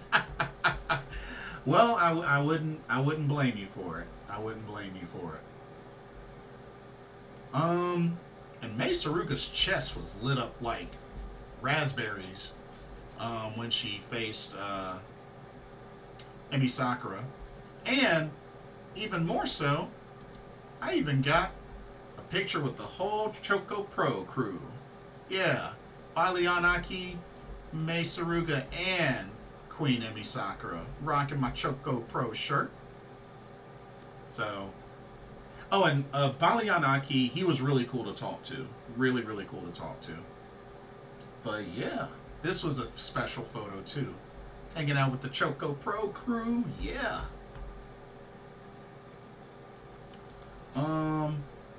Everyone's favorite apple girl. That's the Goblin Mei Saruga. You know it. Yes, indeed. Oh, where are my manners? Almost forgot. Met the Phoenix of Osaka. Not once, but 3 times. So that was my first time meeting Miyuki Takase, who's also very attractive. I don't know how old she is, but she's very gorgeous as well. Met her, that was the first time. The second time was here. Yeah, that was the second time.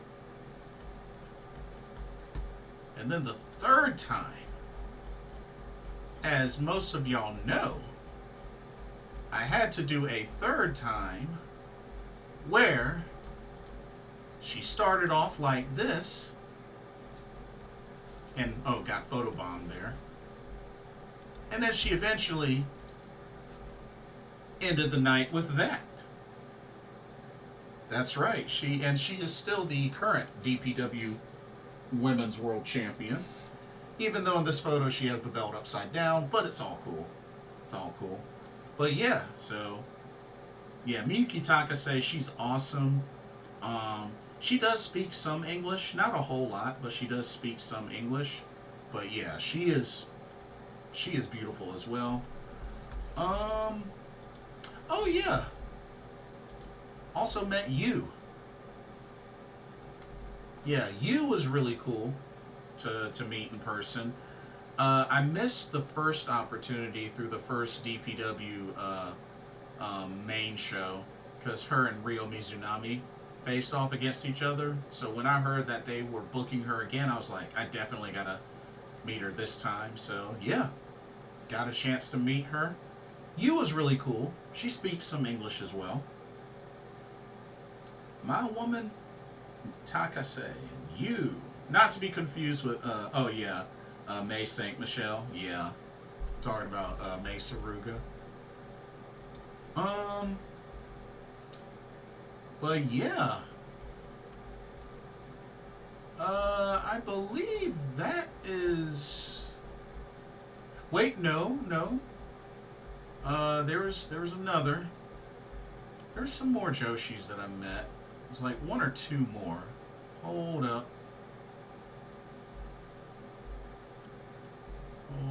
Wait a minute.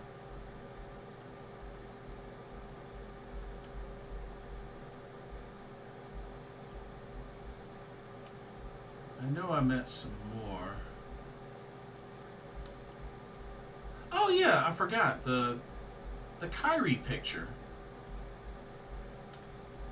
Let me show the Kyrie picture. Where's the Kyrie picture? Ah, there's the Kyrie picture. Yeah. That's the Kyrie picture. Even though my dumb self had my peace fingers right in front of her. But you can still tell it's her. You can still tell it's her. But yeah, Met her post NXT show in Durham. She made me squee like a little girl. Wore her pirate hat and shirt, even though the pirate hat was too small for my big melon head. But yeah, it was really cool meeting her, shaking her hand. And it is true what they say about her, one of the sweetest in the business. So, yeah. Miyuki Takase's age is unknown. Well, whatever that age is, she still looks great. She's probably 30 or 40, but she still looks amazing.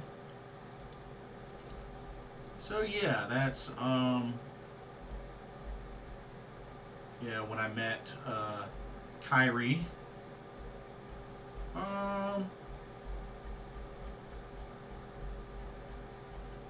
Oh yeah, almost forgot.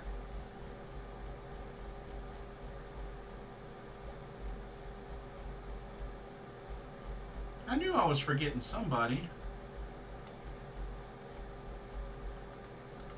Also met Rina Yamashita. Yeah. Which she was really cool. She was really cool to meet.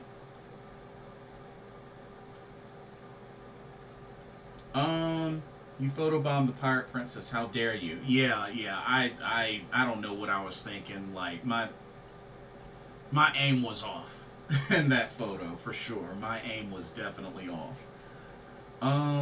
That's cool. I knew Charlotte Flair was in a hotel, but didn't go over there. Oh man, you got to go over there next time. Or at least if you see her out in public and she's not, and she's chilling. Well, maybe not when she's chilling, but you know what I mean. You know what I mean. Just don't be awkward. But yeah, Rina Yamashita, she was really cool to meet. Her poking me in the cheek there, which didn't see that coming, but yeah, she kind of poked me in the cheek. But yeah, like I've met so many Joshis, I've lost count. I never would have thought I would meet this many. Oh yeah, I forgot. Met the legendary Aja Kong. Met the legendary Aja Kong. She was really cool. Can't remember. Did you meet Hana? I wish I would have gotten a chance to, but unfortunately I did not. I would have loved to have met her because I've heard that she loved her fans. But yeah, oh man, I would have loved to have met Hana Kimura. But yeah, met Aja Kong. Also met Kyoko Inoue. She was really sweet as well. Kyoko Inoue. Also a legend as well. Oh yeah, met Ram Kaicho. Which she was actually pretty easy to communicate with. I was surprised. She knows some English, knows a little something. She was pretty easy to communicate with. And then, oh yeah, met Saki as well. Yeah, Saki was really cool. Really nice to chat with. She didn't really have much of a line. But yeah, met Saki as well. I see the Captain Ram photo. Yeah. Ram Kaicho. Yeah, she was really cool to meet. But yeah, like, I tell you, that Philly trip was a lot of fun. I mean, I never would have thought I would have met so many folks. Like, I went near broke that trip. But it was definitely one of my favorite vacations to this day. And I hope to take it up a notch when I go to Japan. But yeah, this was definitely worth it. And I mean, I gotta show this one last picture, but just going into the 2300 arena for this Stardom show, I mean, just seeing this in the background, like, And then getting a chance to go up the ramp. Like, this was before the show even started and folks were still filing in. Like, they let us go up on the ramp and take pictures. Like, I mean, look at that. They just did an amazing job. An amazing job with the set. And even there was a fan that had a replica World of Stardom Championship title. He let me take a picture with it. So I got up on the ramp, took a picture of it, and, you know, it was a little dark, but hey, it was really cool, and took a picture of the ring, skirt. So, I mean, that was just really awesome. You should meet Natsupoi just to see how much energy she really has. Oh, I would bet money she would have a big meet and greet line if she came to the States. But maybe I'll get to meet her in Japan. Who knows? Ryan says, is that Chris Brooks? Yes, it is. Yep. Got to meet Chris Brooks. Because, I mean, I had to. I pretty much had to. I mean, couldn't miss out on that. And he is ginormously tall. But yeah, Chris Brooks was really cool. We chatted for a while. But yeah, he was really cool. Stardom always does well with the production. Agreed. Definitely agree. She might tire you out. LOL. Hey, I don't hate it. I don't hate it. I'll show this one. Dragon Gate in the house. I wanted to meet Dragon Kid, and I figured Yamato was there, so I said him as well, and he was like, yes, yes, yes. So I met Dragon Kid and Yamato. Was always a big, big fan of Dragon Kid when I was really into Dragon Gate a long time ago. So meeting Dragon Kid was really cool. And Yamato as well. Like, the Dragon Gate crew, they were really cool. So, yeah.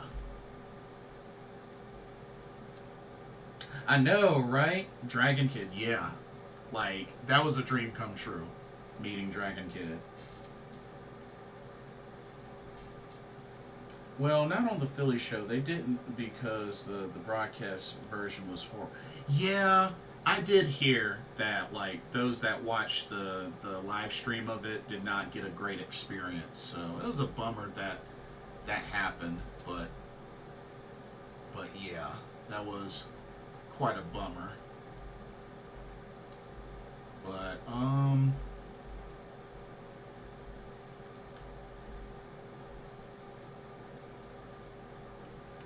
yeah, that's pretty much it for the most part.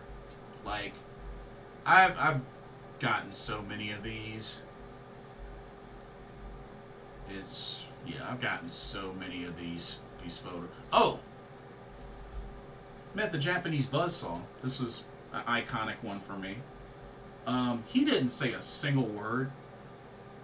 Sonny Ono did all the talking. He didn't say a single word. And when we went for the picture, he just put his arm around me like it was nothing. And yeah, meeting Tajiri was was something special. It was really, really special. It was like that for the New York show too. Really? Oh man, that's a bummer. But yeah, meeting Tajiri was awesome. Of course, meeting the legendary Masato Tanaka was really cool.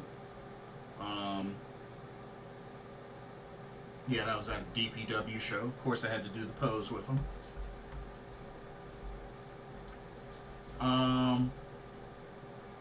Let's see.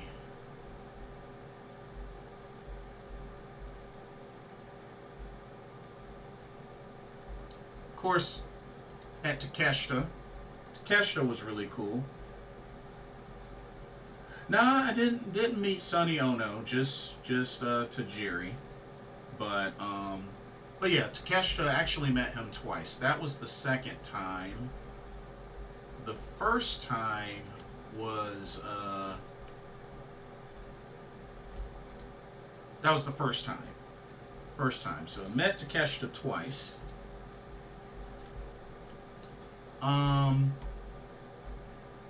Let's see. almost forgot. Met Yuya Uemura. He was really cool, and actually he spoke pretty decent English. But yeah, met Yuya Uemura at a DPW show. He's competed at DPW. He was really cool. Hope you get to meet Shida. Oh, bro, I would love to meet Hikaru Shida. Oh, that would be awesome. That'd be really awesome. She would make my heart melt.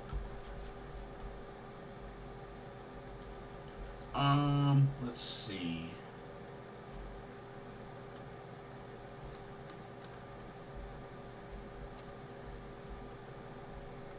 Hold up.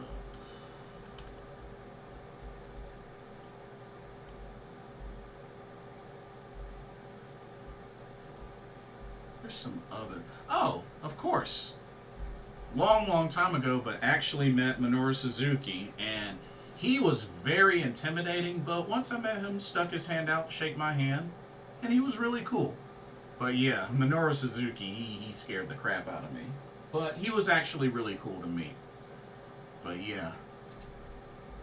That was years ago, still when we were coming out of the pandemic.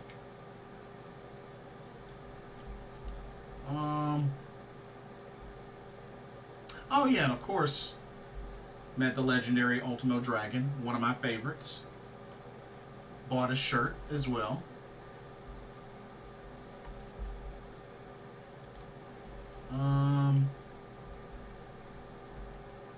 Let's see.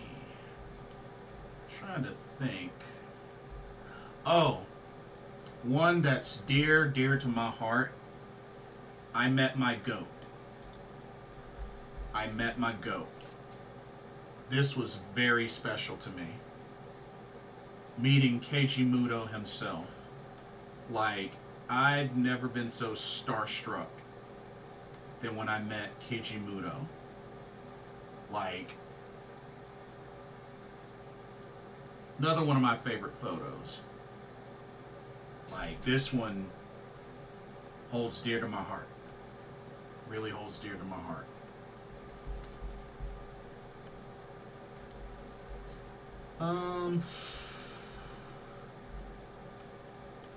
Oh yeah, that's right. Met both Satoshi Kojima and Yuji Nagata at the Crockett Cup. It was really cool meeting them both. Of course, I wore my New Japan Pro Wrestling Charlotte shirt. Ultimo Dragon looks exactly like he did in 1995. Oh yeah, he's aged gracefully. WWE Hall of Famer. I hope so. I would love that. Yeah. Oh, you meant Great Muta or Keiji Muto?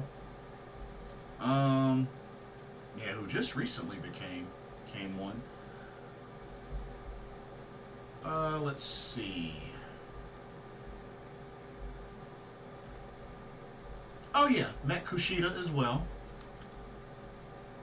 Back ROH when he was IWGP Junior Heavyweight Champion and ROH World Television Champion. I had the opportunity to hold both belts, but I was like, nah, I want that IWGP Junior title. So that was really cool meeting Kushida. But yeah.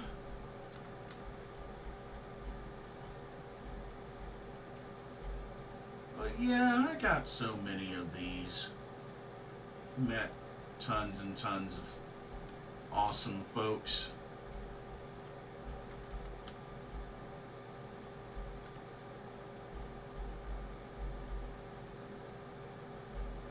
Also met Akira Tozawa, but he's on my Facebook. Met him on my Facebook.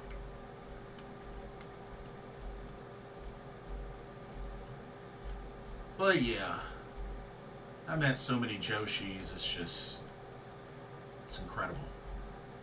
It's really incredible.